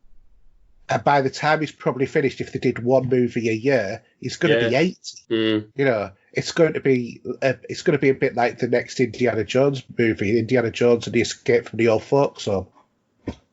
It just doesn't fly. Yeah. Did you mention in the last show with Alan, did you mention about Joel Schumacher? No. He's passed away, aged 80. Has he? Didn't you know this? No, I didn't know this. Yeah, this was on June the 22nd. Right. And obviously, Joel Schumacher is very famous for the Batman Forever and Batman and Robin that he did. Yeah. But more so for Lost Boys, for me, St. Elmo's Fire and Flatliners. Yeah. So, yeah, real shame that he passed away. Yeah. But yeah, I think we had a flood of them coming through at one point. Mm. So, yeah, real shame. So, should we go back to where we were? Sorry. Yeah, so do you want to do the cinema releases for the 10th of July?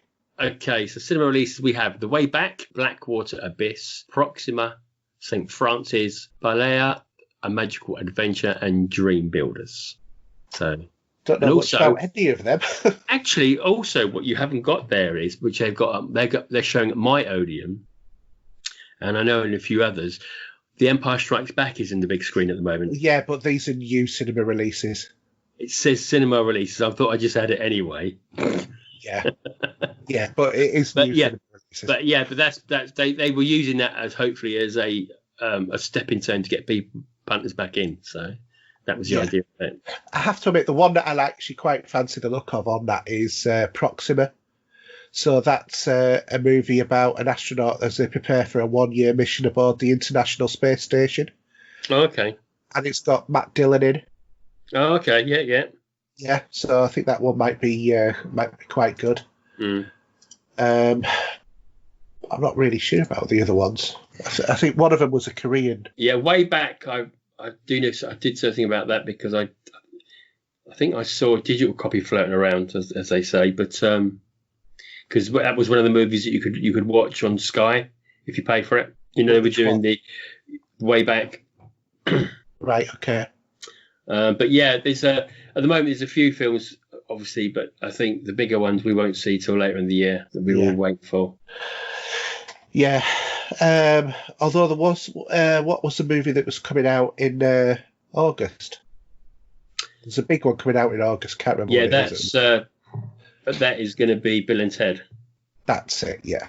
It was on the. I could feel it in my brain, but I couldn't access the memory. Anyway, right. We'll go on to Blu-ray and DVD. So the ones I've probably highlighted, and a couple of these have highlighted are Arrow ones because I know that you like your Arrow movies as well. Also, by the way, Arrow, I think Xavier doing it as well. Arrow are doing 2 for £15 at the moment. Yeah. So Black Rainbow on Blu-ray. We've got The Swamp Thing Season 1 on Blu-ray and DVD. The Doctor's Hero and Villains on DVD and Zombie for Sale on Blu-ray. Going cheap. Yeah. Other than that, I don't think that there is much interest in there because I thought at first Payback on DVD was the original Mel Gibson one, but it's not. Oh, okay. Yeah. So do you want to do the Blu-ray charts? Yeah, Blu-ray charts. So from 4 down to 5, we've got Doolittle. From 3 down to 4, we have Star Wars: The Rise of Skywalker. In at 3, Spirits in the Forest, which is Depeche Mode concert. 2 at 2, 1917, and still top of the tree, 1 in 1 is Birds of Prey and The Fantabulous. The Fantabulous Emancipation of One Harley Quinn. Yes, well, yeah. A mouthful. I know that. For now. You said it. Anyway, what have you been watching, Haydn? Right, what I've been watching is... I mentioned before I got Rogue One, A Star Wars Story in 4K, so I've sat and watched that, and I have to say it is fantastic to watch in 4K. It really is. I don't know why, but it just seemed to make the Vader sequence pop even more in there. And you know what that sequence is if you've seen the movie, where it's all red lit by his lightsaber. But yeah, it's absolutely fantastic movie. I think it's by far the best movie of this generation of Star Wars films, certainly since Disney has taken over. And I would even argue, possibly going back as far as The Empire Strikes Back, I would say it's my third favourite Star Wars movie. No. Return of the Jedi is still a good movie. It's a bit kiddified. I know we got to put up with the little teddy bears. Yeah, the Ewoks. But other than that, I can sort of take that with a little pinch of salt now. I think at the time, because I went to see that at Leicester Square in London, and I actually thoroughly enjoyed it in the big screen. And yeah, I get your meaning about there was a little spawned off movie from that, wasn't there, for the Ewoks, and they got all sorts, but... There was 2. Yeah, there wasn't there?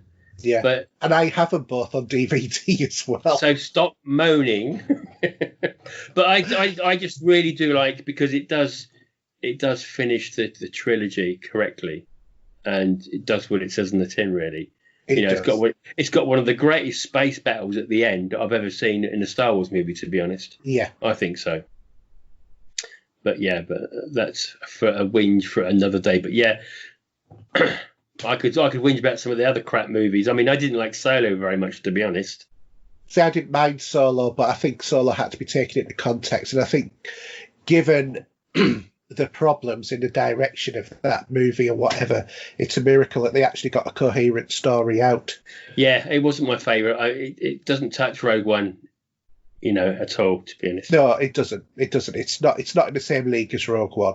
Rogue One is, I think, in the league of the original trilogy. I think it leaps over the prequels, and it definitely leaps over the sequels. The only thing I don't like about Rogue One is it kind of makes Princess Leia look like about as guilty as a puppy sitting next to a pile of poo. But also it makes Darth Vader look a bit, but he's such a hard-nosed badass in this. Yeah. But then if you watch Star Wars after, he just seems like he's slipped on mayonnaise as he comes out the other end of it, really. Well, yeah, I mean, that's the one thing that feels like it's in conflict, is the fact that Darth Vader is second in command to Palpatine as the Emperor, but yet he took orders from Grand Moff Tarkin. Maybe it's because, he respected Tarkin or something or other like that, I don't know. And, they were more equals because he was a Grand Moff. Who knows? Yeah. But, it could be something like that, because Grand Moff is, obviously a really high level in the Imperial Empire. And let's face it, Vader was a Jedi and then a Sith. He was never actually a military leader, although he was in charge of the military, ironically. Yeah. So maybe it's something like that. I don't know. Well, actually, I suppose no, he was in charge of it because he was a general. He was General Anakin Skywalker. I think that seems to be more of an honorary title that they seem to band about quite generously in Star Wars, is calling everybody general. Yeah. But I just absolutely love the story, and I really love the score as well, which is why I got the vinyl of it as well. I know it's not scored by John Williams, but I think it's Michael Gatticino. I can never pronounce his name. It's Michael Gatticino that does it. Yeah, and it's a good album. I've listened to it several times since picking it up. So yeah, but I got that on vinyl. So yeah, all good stuff. The other thing is, watched a movie on Netflix. This one was released on the 26th of June, and it's Eurovision Song Contest: The Story of Fire Saga. So I saw the trailer for this when I put Netflix on. Yeah. But I'm not too sure about it. You'd have to convince me. Okay, well, it's a comedy music movie. I wouldn't say it's a musical. Playing comedy music. No, I don't want you to do that, thank you. Of course. Shut up, Siri.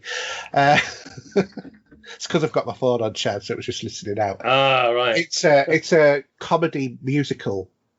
Music movie, but it's not a musical. So it's a bit like. Can you explain that to me? So they don't go dancing in, so don't sort of come out in song. Okay. So Rocket Man, you could argue, is a musical because they burst out into musical numbers. Mamma Mia is definitely a musical. The Greatest Showman is definitely a musical. Bohemian Rhapsody is a biography which has music in it. So where would you put Little Shop of Horrors in? Musical. Okay. So yeah, definitely. Because there is definite musical numbers. The music in this is part of the story because it's them singing their songs in the story. Yeah, do you get the meaning? They're not suddenly saying, it's not like One More Time with Feeling from Buffy the Vampire Slayer, where you open a door and there's somebody singing, "They got the mustard out." Yeah, it's not that sort of stuff's musical. This is they have to have the music in because it's about Eurovision.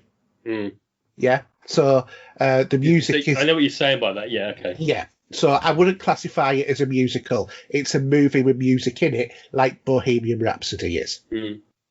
So it stars Will Ferrell, Rachel McAdams, and Pierce Brosnan. Pierce Brosnan is Will Ferrell's father on it. And basically it revolves around aspiring musicians. Lars and Sigrid are given the opportunity to represent their country of Iceland in the world's biggest song competition when they finally get a chance to prove that any dream worth having is a dream worth fighting for. So they get picked completely by random chance to represent Iceland, and then go to the competition. Bad things happen, but somehow they get through. And then they end up representing Iceland at the Eurovision Song Contest. So this is wrote by Will Ferrell, and it's a very typical sort of Will Ferrell formula sort of movie. You know, when he's wrote something, you know what you're getting. It's sort of like one of those good feeling, sort of like hearty comedies, with a couple of little twists in the story. Basically, it's perfect for watching with the wife, because it was one of those things. If we were sat down in the living room, I said, shall I put something on Netflix? And she said, yeah. And I thought, right, I'm going to put something else on other than like Modern Family or Life on Mars, because those seem to be the two things that my wife only knows how to select on Netflix.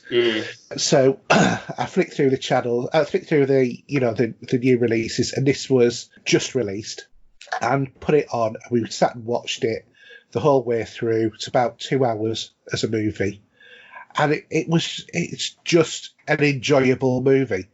It's not going to shake the world. It's not going to win any Oscars. It's not a great literary or theatrical event of a movie. It's just a bog standard 7 out of 10 movie that you can just watch and you can enjoy, you can feel good about, and then you can move on. And that's the way that I would. You see, I've not been a fan over the years of the Eurovision Song Contest. It's been a bit. It's very political statement these days. Yeah. I never ever watched the Eurovision Song Contest. As far as I'm concerned, the only thing that used to be good about the Eurovision Song Contest was Terry Wogan's comments. And that was how long ago it was since I've watched the Eurovision. Oh yeah, absolutely. I don't care about it at all. It's not an event I'm bothered about. All I do, I just wanted to watch a movie, and it just happened to be about Eurovision, and I enjoyed it, and that's all that I can say. It's just a fun movie. At a glance, I thought this was going to be a story of ABBA in the Eurovision Song Contest. That was my first thought. No, but it's not. But it's not. I know that. But when I saw it come up, I thought, oh, is this like going to be like how ABBA got in Eurovision, or maybe or something like that? But no, this is a made-up group. Yeah, and it's just like a sort of like nice story. That there's nothing more to say to it than that. It's a typical Will Ferrell comedy, and that's but it's not like Brothers. It's it's more like I'm trying to think of what it's called, the one where he's and he works for the IRS, and he's hearing a voice going over his head, which is Emma Thompson's voice, because she's writing a book. It's more like that sort of style comedy than it is the Step Brothers or Land of the Lost or any of the other sort of ones that he's done. That sort of type of humour. So yeah, it's all right. Like I said, it's nothing to write home about, but you can do worse in a couple of hours of watching a movie. Yeah, absolutely. Yeah. So what have you watched? So really, I would say I did watch the Unstoppable last night, but I didn't want to really mention that today. But I think a lot of us have already seen that movie. Probably it's over 10. It's about 10 years old now, believe it or not. But TV wise, I did get to the end of what's been recorded as far as for the TV show The Flash, and it was quite ironic really, where when it gets in it says coming soon, or it's going to continue, but I don't know if that was put in after COVID or not. I don't know, but my understanding is that is now the end of the series. Because I would the have season, rather. Yeah, I'll have to double check. But it was very good timing for Daniel Panabaker because she just had a child, and in that last episode or two where she was sitting on the couch a lot, she was trying to hide her bump. Yeah, I already knew she was pregnant, and well, you could tell that, couldn't you? Yeah, and you know what they tried to do, and so whether or not the show was forced to close, maybe because that did seem like a short season. It was 18, 19 episodes. Is it really? Yeah. Are you sure? Yeah. It felt very quick for me. No, it was about 18 or 19 episodes. All right, I'm just going to have a quick look now. We'll do this. So season 7 is the new one. Season 6. 19 episodes. What did I say? You were one out, but yeah, and that was. I said 18 or 19, so I couldn't remember the exact number, but I knew it was around there. Yeah, so yeah, that was actually. I didn't believe that. Wow. Okay. He didn't believe me, but I was right. Well, sometimes you're never always right, actually. But anyway, so it was nice to see the end of it. I haven't got to the end of DC Legends of Tomorrow yet. I've stopped watching that. I watched the one where they were doing a documentary, and I just felt that was insulting to my intelligence, and I'm just not watching any more of it. I like to see. I really like the actor that played Constantine, because that was such a good show, and it was very short lived. I see. I can't stand him as well. Oh no, he's a typical. Hate him. He's brilliant. He's absolutely brilliant. He's all right. It's Marmite, chalk and cheese, or whatever you want to call it. But yeah. And Supergirl, I've sort of lost faith in anyway. Supergirl's gone to PC. Yeah. You look at all of the ones where you've got to be careful how you put that, but yeah, I know what you mean. Yeah, all the ones where they've gone to PC, like Batwoman. Although, to be honest, Batwoman I feels better than Supergirl now. Yeah, well, she's quit the show, isn't she? The girl that plays her. Has, yeah, she has. So there's no more. I don't think we're going. Well, I'm assuming normally you would be starting to get the new series of Flash. Should be about September, October, isn't it? Yeah. If they're going to start filming again, which I haven't seen any screenshots of it yet. We'll normally keep an eye out. But yeah, it's funny. A lot of because this sort of time of year we'd normally have all the Comic-Cons, wouldn't we? Yeah.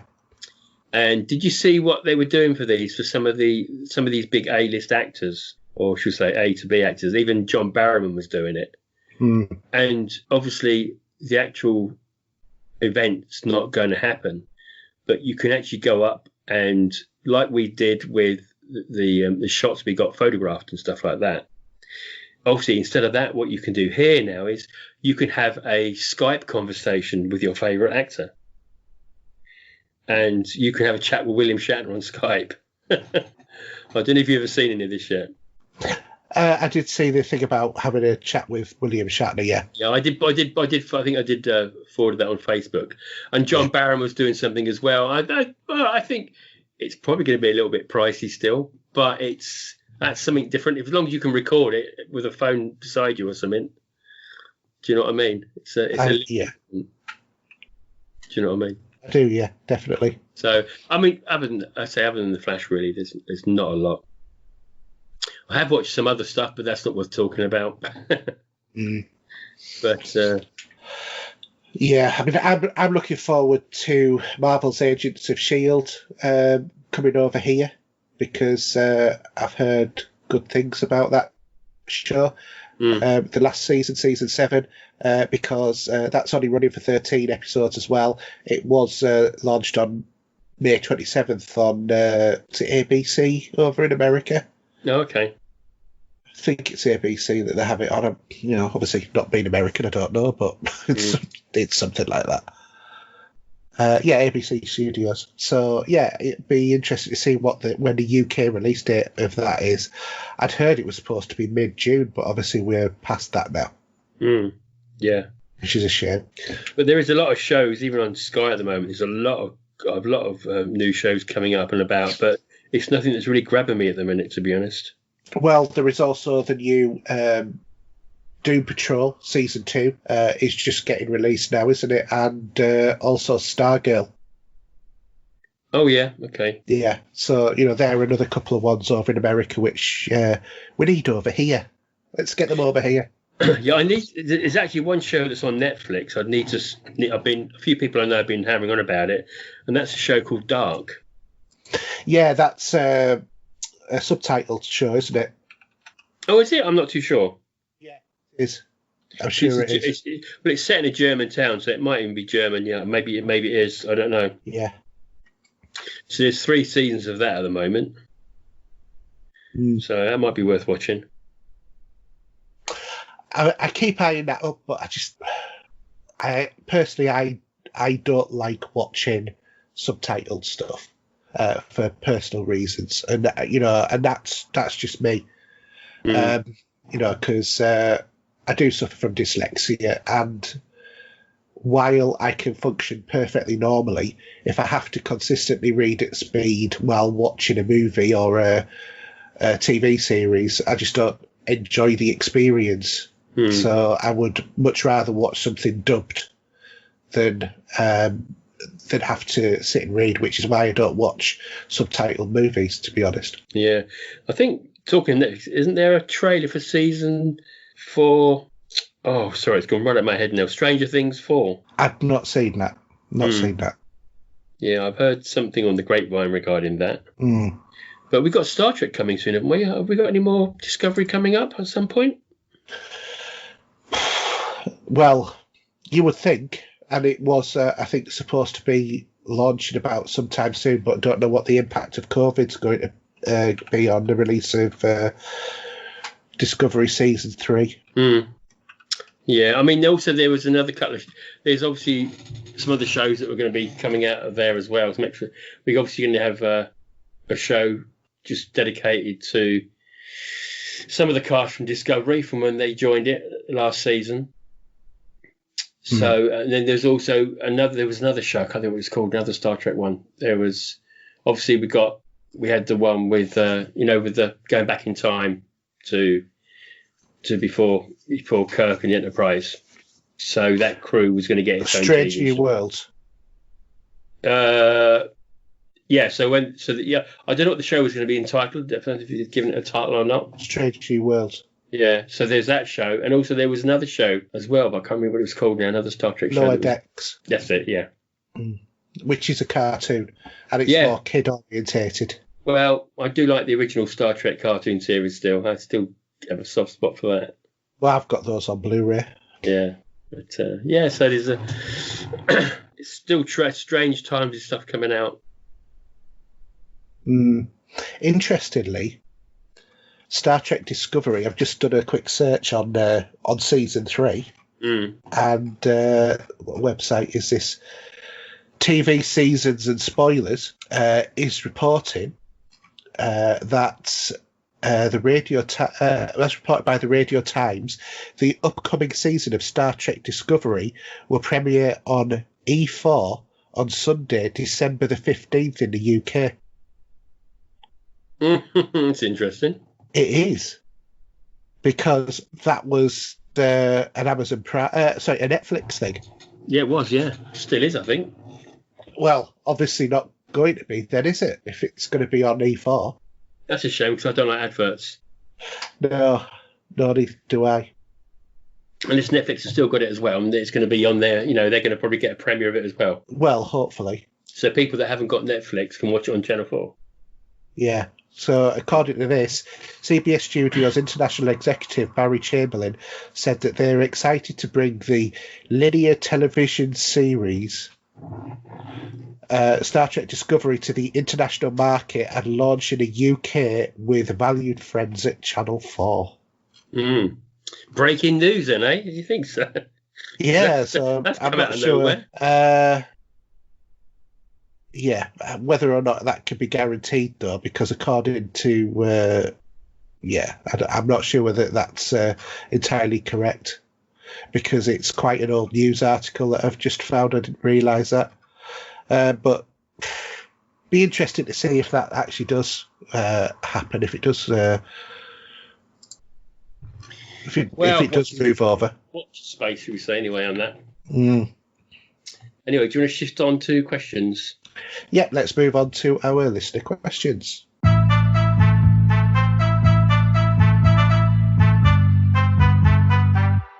All right, so listener questions, and first up we have, as always, our very own Mark, and Mark has asked, what will be seen as the best innovation of the current generation?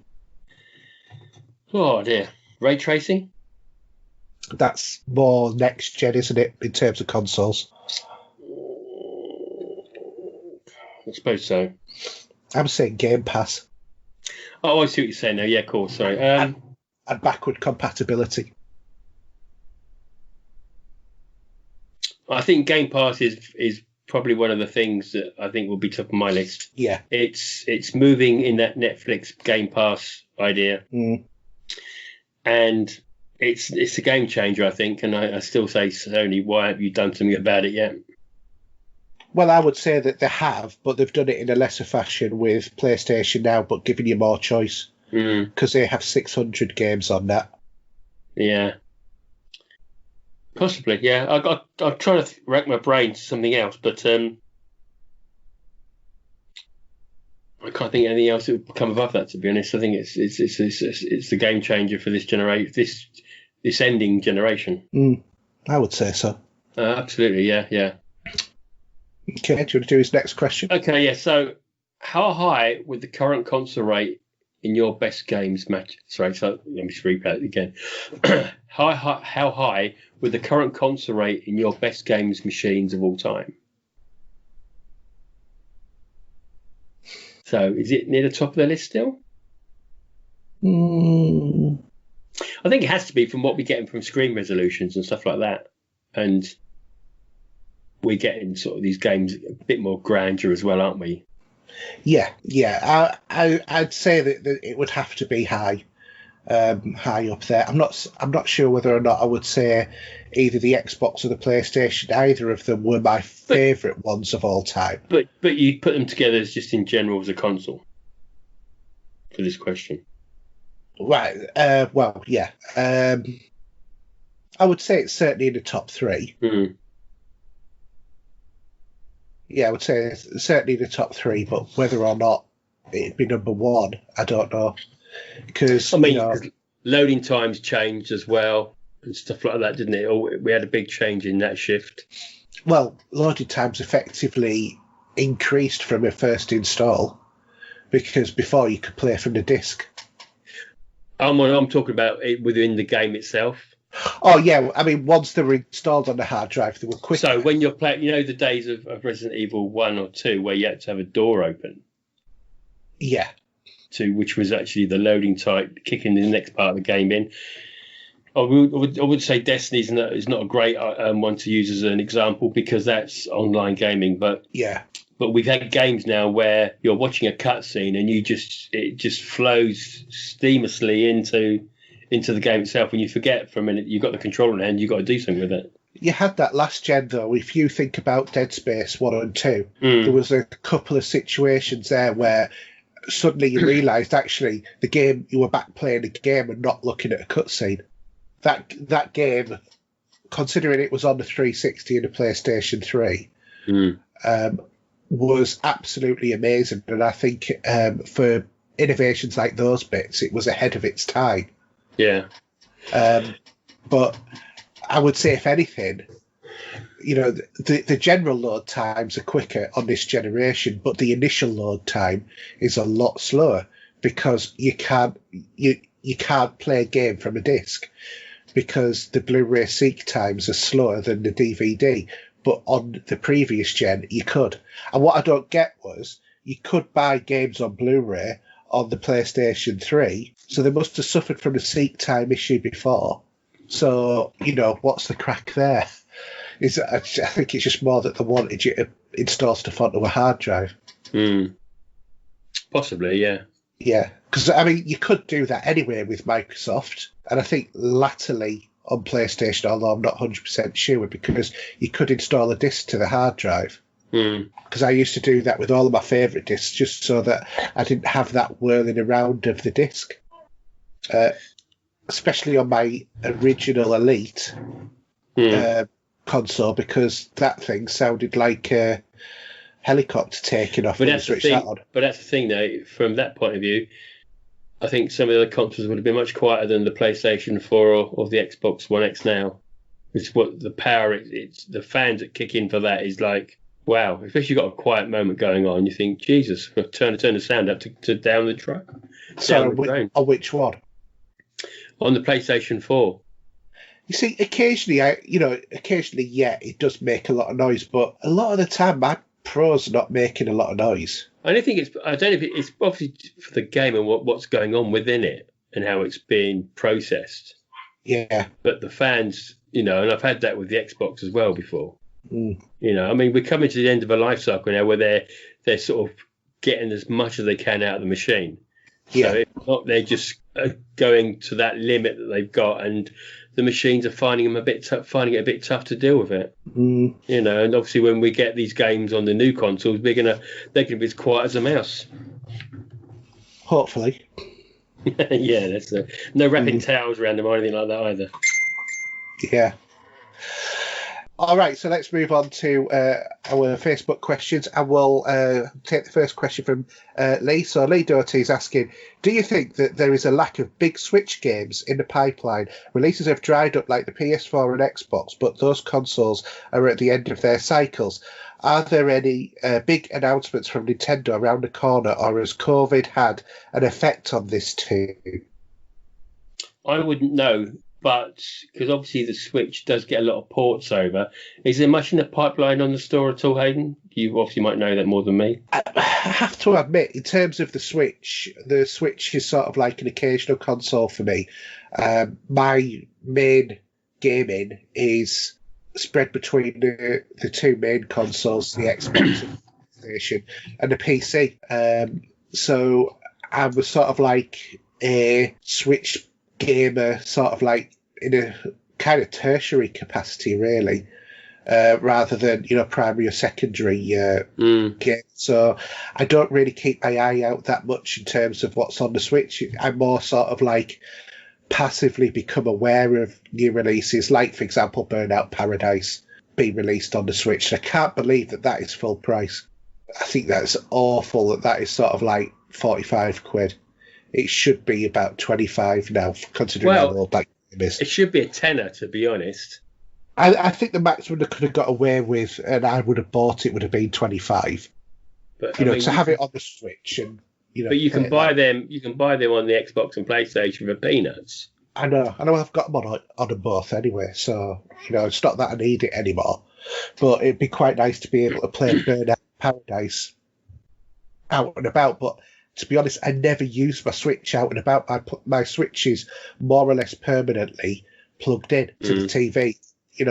A lot of I tend to play stuff with my son on the Switch, like Mario Kart and stuff like that. I don't play many games, although I've got help on there.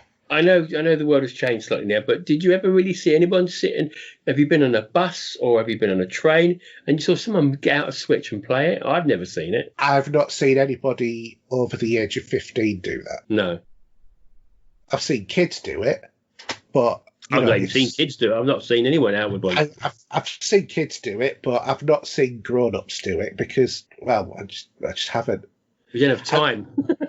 Well, yeah. Not when we're out and about, we don't. I mean, to me, the whole concept of that mobile sort of gaming where you carry around your game system with you, I know that it suits certain sort of styles, and maybe if I was commuting up and down to Darlington for work on the train like I used to, well, maybe I might dig it out, but I can't say I would because my train journey wouldn't have been really long enough. I just find mobile gaming, it's not as a sort of experience I want to do. I want to look at a big screen TV and do it. I don't want to look at a small screen TV. And like I said, I play my Switch on the big screen. Oh yeah, absolutely. I very rarely play on the small screen. And when I do, I've got to put my glasses on and stuff like that as well. Which, it's, but there's some cracking games on the Switch. There is some cracking games on there. Like I said, Hellblade. How on earth they've got Hellblade to work on a Switch is a miracle, but it works and it looks good. Yeah. It's not up to, Xbox One X or PlayStation Pro standards by any means, but it still looks good. Of course. So, but in terms of it, I just think it's sort of like one of those sort of quiet times at the moment. I'm sure that we'll get to know what the next releases are in the upcoming weeks. We're in the lull. We're in the summer lull now. That's what we are. And it's not going to be until mid-August before things really start to pick up, unless they start doing a lot more announcements about what's coming next gen. Yeah, it's. I mean, normally we've had E3 now, that had been and gone. And it is quiet. But there are some games coming out. You've got the Iron Man VR coming out in a couple of days, haven't you? That's coming out shortly. I think that's out, isn't it? Yeah, 2 days, I think. I thought it was out this last week. No, I just saw a post saying it's in 2 days. So that was on PlayStation, literally just a minute ago.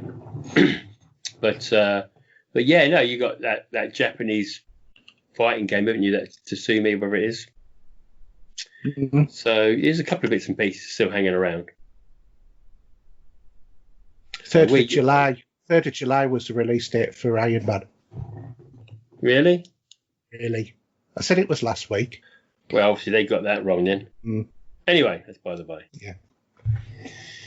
Right, should I do Jason's? Yeah, Justin's. Oh, Justin, shall I say? Sorry. Star Wars Squadrons. It says here, Star Wars Squadrons has got me thinking of story-based space action combat games. I used to enjoy them years ago with such things as Wing Commander and Star Lancer and Freelancer.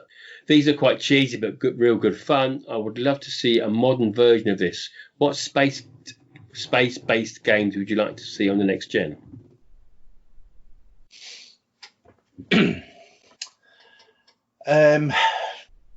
How about Eve?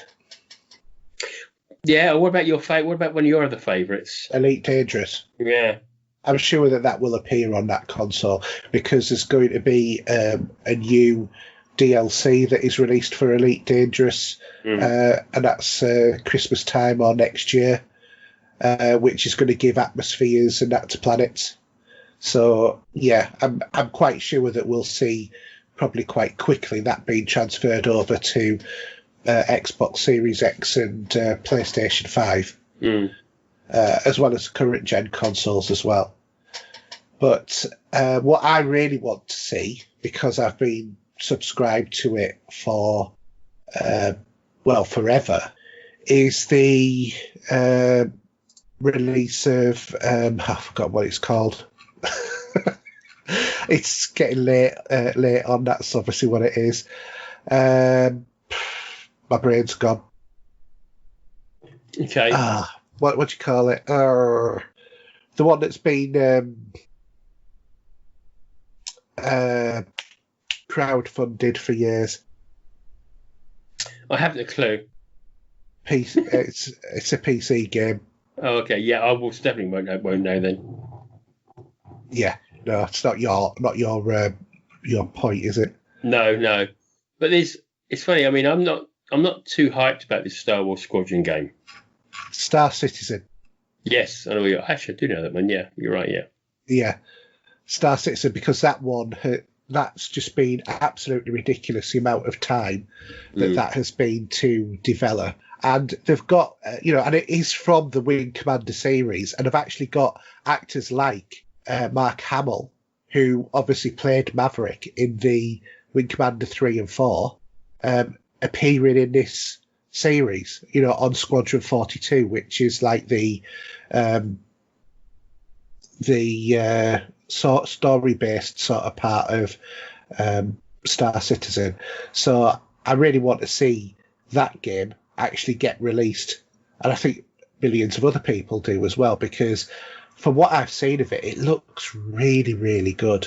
I occasionally dip into it, But I think that they're doing too much because they're trying to make a forever lasting, universe, while also doing some first person shooter sort of bits, while doing space combat, while also doing Squadron 42. So they're progressing lots of things, but not actually getting anywhere. And it's just sort of frustrating that they're just not completing anything. And I think they just need to complete it as a project now. Yeah, I'd say there's one thing I'd love to have seen as a sort of this sort of idea of a space game, was to add this to Destiny. Because we obviously have the loading screen with your ship. That's all we really see of it, don't we? Yeah. But it would be great if there was a mode where you could go into free flight in space and shoot, have like a Crucible idea for that. It's been hinted for a few years that maybe that would be something we could have, but I would think it would be a great idea. Yeah. Yeah. I have to admit, in terms of Star Wars Squadrons, I think a lot's been made of this, and I don't think it's going to be half as good as people think, because it's going to be a 5x5 combat. Yeah, I'm not too keen on the idea. It's just going to be something that if I bought this, would probably get bored pretty quickly. Yeah, I think that's not knocking it at all, really. But there's a hair in the back of my neck popping up saying that this might not be what it is. It looks great when you see it. Yeah. But after a while of playing it, because we've had some of this added to games like Battlefront over the years, and it's a nice little fill-in between two missions. But this needs to be story-based, and Star Wars Squadrons isn't a traditional sort of story-based sort of game. I could go with the idea of, you had to do 5-player co-op, but what this is just throwing you into a 5x5 arena. 5 of you as Imperials, 5 of you as Rebels. Yeah. From everything that I've read about it. And I just see that's going to get stale real fast. That's going to get stale really, really fast. And it's going to make it quite inaccessible quite quickly as well, because people will either be super good at it and have all of, super duper equipment, or they're going to be useless and first timers and, not get anywhere on it. So I was disappointed when I saw what that was about. But I would love them to bring back Wing Commander. Whether or not that's really what Star Citizen is supposed to be, I don't think it is, but I would love to see Wing Commander as a series being brought back. I used to love the Wing Commander games. They were really super innovative at the time, and especially when you got onto Wing Commander 3, and you had the whole video storyline, and that cost millions to produce as well, because it was it was the forerunner to the original, also to the prequel Star Wars movies, because they didn't have sets. It was then put into like a virtual environment after they were filmed. So I think that's probably where George Lucas got the idea from. Yeah, possibly. But there's some good other sci-fi shooters on PC, like the X series, X the Threat, X2, X3 and X4. So those would be good. I've obviously said EVE Online as a bit more of a sort of strategic kind of approach to it. But yeah, let's have something like that. Having that space combat flight sim is a winning combination. Yeah, and we didn't have it. I loved being in Mass Effect in the ship, but you used it as a transport between planets. That was it. Yeah. I'll tell you a game, and I'm going back to the Commodore 64 and Atari ST era. There was a game called Mercenary. Okay, I'll take your word for it. It was a vector graphics game, a bit like the original Elite, but on obviously the 16-bit era. And it was sort of like semi sort of space flight and first person sort of futuristic shooter sort of thing, with like puzzles and all of that sort of stuff. That was a good game. That would be really good. And then on the Acorn Archimedes, there was Zarch, which was later converted over to the Atari ST and Amiga as Virus, which was from the same creators as Elite. I can't remember if it was David Braben or Ian Bell, which it was one of the two of them. But that was more planet-based, but you sort of like flew an Elite Sidewinder around the planet and, had to shoot stuff, and that was quite a difficult game to master. But that was, quite a good one. You could have something like that, but it'd be great to have a Star Wars flight sim. And also, think about it, you've also got the Star Trek flight sim, haven't you? Sort of like battle sim with the VR. It started off originally, and then you could get it on either. I forgot what it's called, Star Trek. Whatever, you've played it on PSVR. Oh yeah, that was the Bridge Crew was really good. Bridge Crew, that was it. Yeah. Fantastic. That was one of the best VR nights I've ever played when I did that. That was really good fun. Yeah. And also, I mean, Ace Combat style games, which we've got on the Xbox and the PlayStation. Yeah. From there, they were great. They're great games, and if you get that sort of idea and put it into space, that will work tremendously. Well, if you think about it, there's Call of Duty Infinite War, and that was all space combat, and I really enjoyed that game as well. Yeah.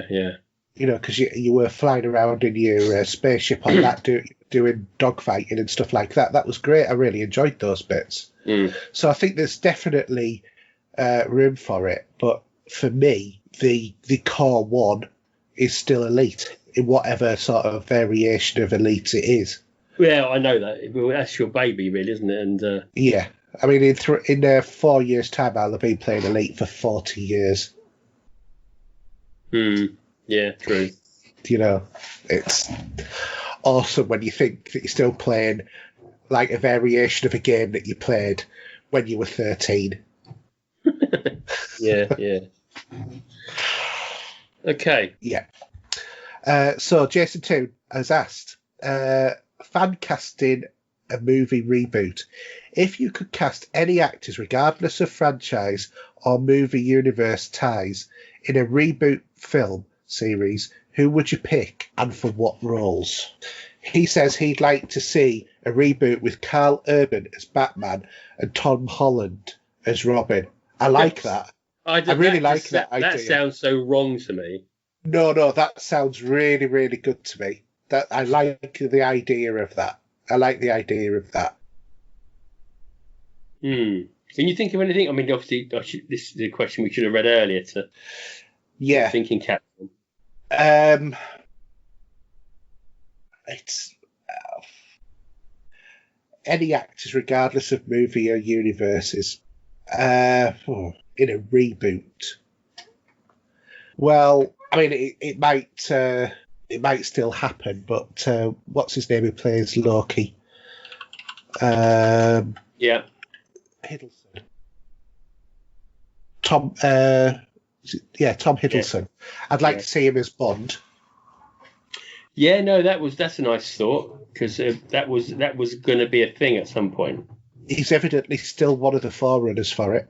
So I would love to see. I think he would be a good Bond, especially seeing him as in the Night Porter or Night Watch, whatever it was that he was on. Yes, yeah, that's right.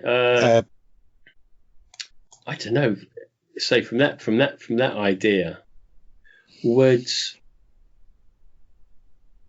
you like to see someone like Chris Hemsworth play that? What, as Bond? Yeah. No. If he was done up nice and smooth, short in his hair, suit on. No, Tom Hiddleston definitely. I'm on the Tom camp for that. This is just for fun. I don't think. I'm just throwing this out there. I mean, I'd rather see. This is no disrespect, but I want to see a Brit play Bond anyway. Yeah. That's without saying. Do you know what I mean? Yeah. But what if they were to reboot Star Trek movies again and have Captain Kirk and Spock? Anyone you'd like to place in there for fun?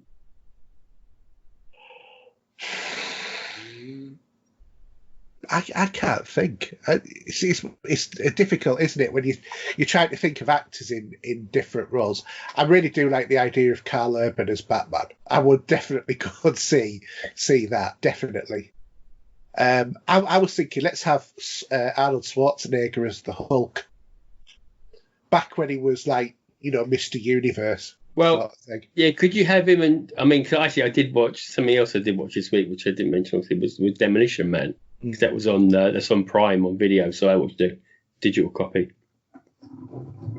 But could you have Stallone and Schwarzenegger in a reboot of any movie series you'd like, running together as a pair? Running together as a pair. Could you have? I mean, I know he was like. Could you have Schwarzenegger and Stallone as another buddy cop movie or something like that? Say redoing Lethal Weapon. Yeah, I suppose you could. You're a bit old for it now, but yeah. Yeah, but back in the day, if you could pick them out of time and put them in another slot, yeah, I suppose you could. Yeah, unfortunately, I can't. My brain's gone at 9:30 at night as it is, and I'm ready to wrap up. So my brain isn't working so well. But yeah, no, it's good question. I like that. It is, yeah, I like that. Well, maybe we'll try and revisit that at some time, or maybe do a special on it or something or other.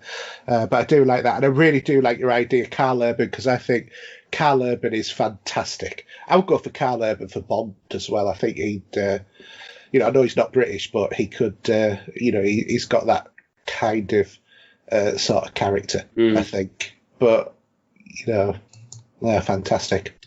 Okie doke. So Neil McBain says, "What's your favourite Halo?" Do you have a favourite Halo? Because you're not so keen on Halo. I'm not. I have to say, I think my favourite Halo would actually be ODST.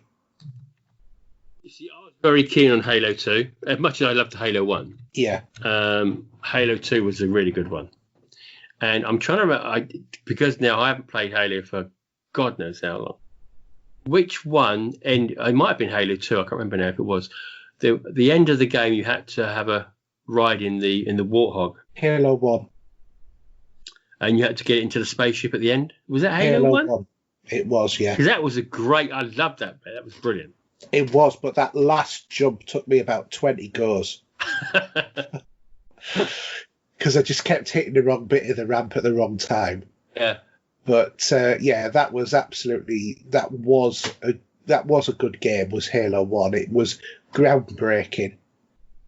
Yeah, I mean, not that you look like it now, but do you remember you used to look at the grass and think, "Wow, that looks so cool." Yeah, probably now it's nothing like that. Photorealistic. Yeah, no, it is. I mean, I do. The original Halo 1, like just about every Amiga owner, the original Halo 1, Amiga, Xbox owner, has an important place in my heart. Halo 3 was okay. And Halo 2, I was a bit, okay. Halo 4, I don't think I ever... No, it was Halo 5, the one that I completed. I don't think I did much with the 4, but Reach. I never got on with Reach. I don't know what it was about it. I tried playing the single player, tried playing the multiplayer, didn't get on with any of it. ODST I enjoyed. Yeah, that was a good one. I think I'm going to be honest here up front. I don't reckon I finished the last one, to be honest. What, Guardians? Last Halo game. Yeah, Halo 5 Guardians. I'm not sure if I've actually finished that. That is such an easy game to complete, though. It's not very long. To be honest, it might be worth going back to that. It is to get your completions up, because that game, 2 of the chapters are about 5 minutes, and most of it involves walking your way through the camp and pressing 2 buttons. On 2 of the chapters. It's such an easy game to complete. It's not difficult at all. Yeah.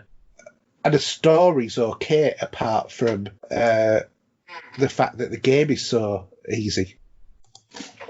Yeah, it probably is. I'll have to look. I might actually, when I fire up the Xbox in a little bit for Destiny, I might just quickly have a look and see where I'm up to with it. Yeah. I mean, it gets a 9 out of 10 on IGN. Metacritic's got 84. Yeah. For Halo 5. But I've got the collector's edition, the big collector's edition of Halo 5. Yeah. The one with Master Chief and the other character. I forgot what his name is now. But yeah, it came in a box that was about 20 inches square. Yeah. Right. You know, I was on about the ship and the ending. Yeah. It's actually Halo 3 I was thinking of. So I'm watching the ending now because you were being shot at left, right, and centre on this metal platform that was falling away from you as you were going along. Yeah, that's not a ship though, is it? That's the platform of the alien thing. But you're flying into a ship off a ramp. So I'm watching it as we speak, and yeah, there's a ship there ready, and you just take off on the Warthog, and you land in the landing bay. So that was what I'm thinking of. Right, no, because the Halo 1 ending, you also do a drive on a Warthog as well. You did, yeah. I just looked at it. But if you look at the Halo 3 ending, that's what I was thinking of. Right, okay, so we were thinking about different ones, because I couldn't remember what the end of Halo 3 was, although I have completed it. It's, it's just so long ago now. But I've sent you a link to the Halo 1 ending as well. Yeah, no, I've already looked. So I just typed in Halo 1 ending, and YouTube came up and just fired one of them up, and it showed me. And so, yeah, no, that's, yeah. I'm a bit stoked for that, to be honest, for Halo. I was queuing up for buying that when it came out. Yeah. Especially the second one, and when the second one as well. Yeah. Because obviously Halo 1 was a launch title, I think, for the Xbox, wasn't it? Yes, I think it was. Yeah. Yeah, because I remember, because the Halo 1, you were going through, I think, is it UNSC or whatever it is, Dreadnought, to get to the end of it to escape, because it was being invaded or something. Whereas the Halo 3 ending, you're on like a sort of Mars-like planet, because it was like there was lots of platforms that were falling away, and you were driving along as the bad guys were shooting at you, and you either could be the gunner or the driver of the Warthog, if I remember rightly. Yeah, because Halo 3 was ODST anyway, wasn't it? No, well, it was an add-on for...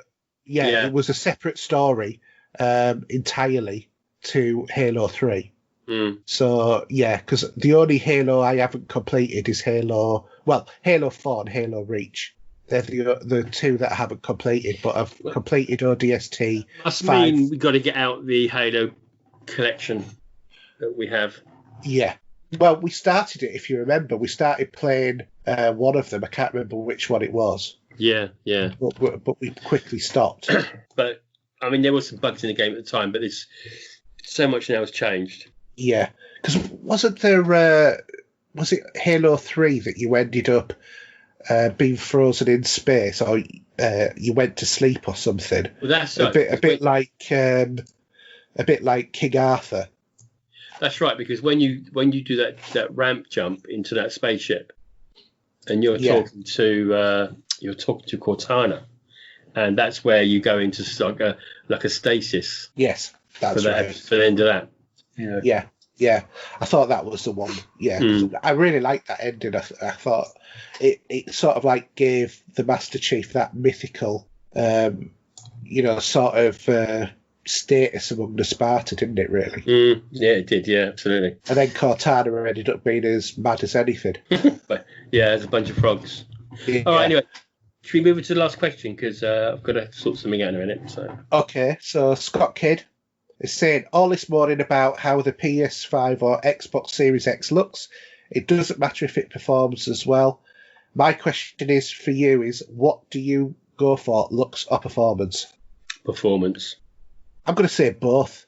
And we know that the Xbox is going to have a better performance than the PlayStation 5. Oh, yeah. Because, but according to the specs, the Xbox seems to beat the PlayStation 5 hands down. But we won't know for sure until we actually see it performing in games. Because, let's face it, the PlayStation 3 was more powerful than the 360, but you got better games because it was easier to program on the Xbox 360. But the more like cut down PCs with bespoke operating systems now, so we'll have to just wait and see. But for me, performance is the most important. But if I can have performance and that aesthetically nice looking console, I would prefer that than, you know, having something that looked like an eyesore but was super powerful. Yeah, absolutely. You know, because you want it to fit in. And this is what I'm saying about, you either want it to do one or two things. It either wants to be a standout, wow, what on earth is that? Or it needs to look like everything else so that it doesn't show up. And to me, in terms of the PlayStation 5, it has that wow factor because it looks so utterly, you know, out there. Whereas the Xbox, I'm sorry, but it's a box. You know, but it's called Xbox, so it's a box. So yes, I know it's called Xbox, but it's not the point. It is a box. There is no design to it. It's a PC sitting there, basically. Yeah. In which case, why wouldn't you buy a PC? Because I want an Xbox shoe box. You want the shoe box. Yeah, fair enough. Yeah. I mean, when we got it in our hands, it might actually look a bit. You know, I know we just see images of it, but when we actually get it in our hands, you think, it might not look too bad, actually. You might. We'll see. You might. And you might get the PlayStation and think, oh my God, this thing's an ugly big monstrosity. Yeah, totally. Absolutely. Or you might get the PlayStation and think, oh my God, this is the sexiest thing I've ever seen in my life. You're going to think, where am I going to spray this black? Because you want a black version of the PlayStation. Now, you see, for me, I'm not bothered about that because my furniture's white, so it'll look really cool. Well, there's going to be a yellow version for Cyberpunk, but that's even worse.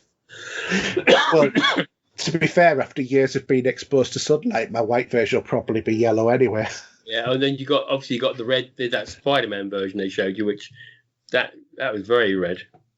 That was a bit too much.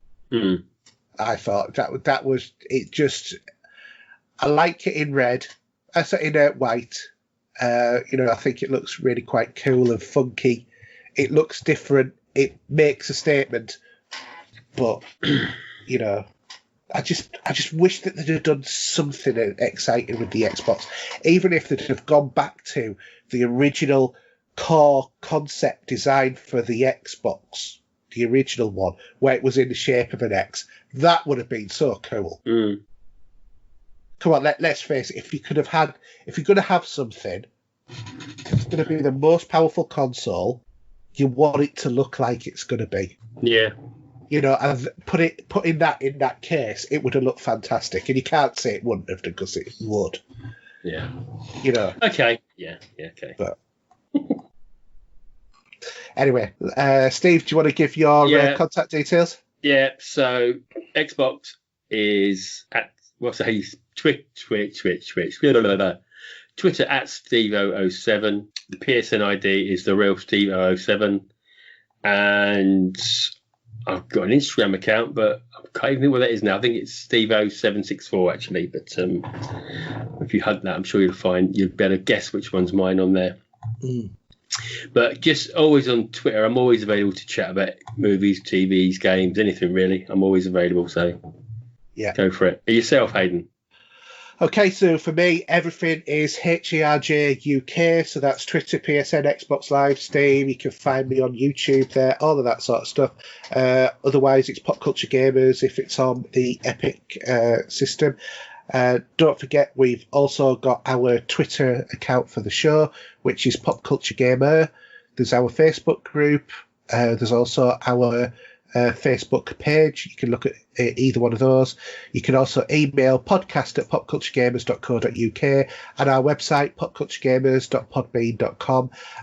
Also, I'd just like to give a quick shout out to our couple of Patreon subscribers as well. So thank you very much for supporting the show. That's really helpful to allow us to keep the show running in terms of the hosting. The lights on. The lights on. Yeah, whether or not anybody's home's another matter, but it'll certainly allow us to keep the hosting going. So thanks, guys, for that. And anybody else who wants to support the show like that, please go over to Patreon and give a donation or subscribe to however much you want to do. Also, I forgot what I was going to say then. So thanks. Also, if you want to support the show in other ways, then you can support the show by retweeting, telling people, all of that sort of thing, and that won't cost you anything at all. But, it's just to get our name out there and, hopefully get more people who enjoy the show. So that's it for another week.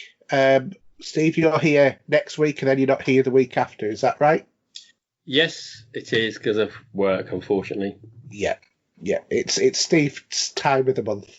It is, yeah. I hate that time of the month because I have to work a 6-day week either side of it, and it's crap. But there you go. So it's Steve's time of the month, so he won't be there for that show, but he'll be here next week, and that's the main thing. So it's a good night from me. And a good night from him. Good night. Good night.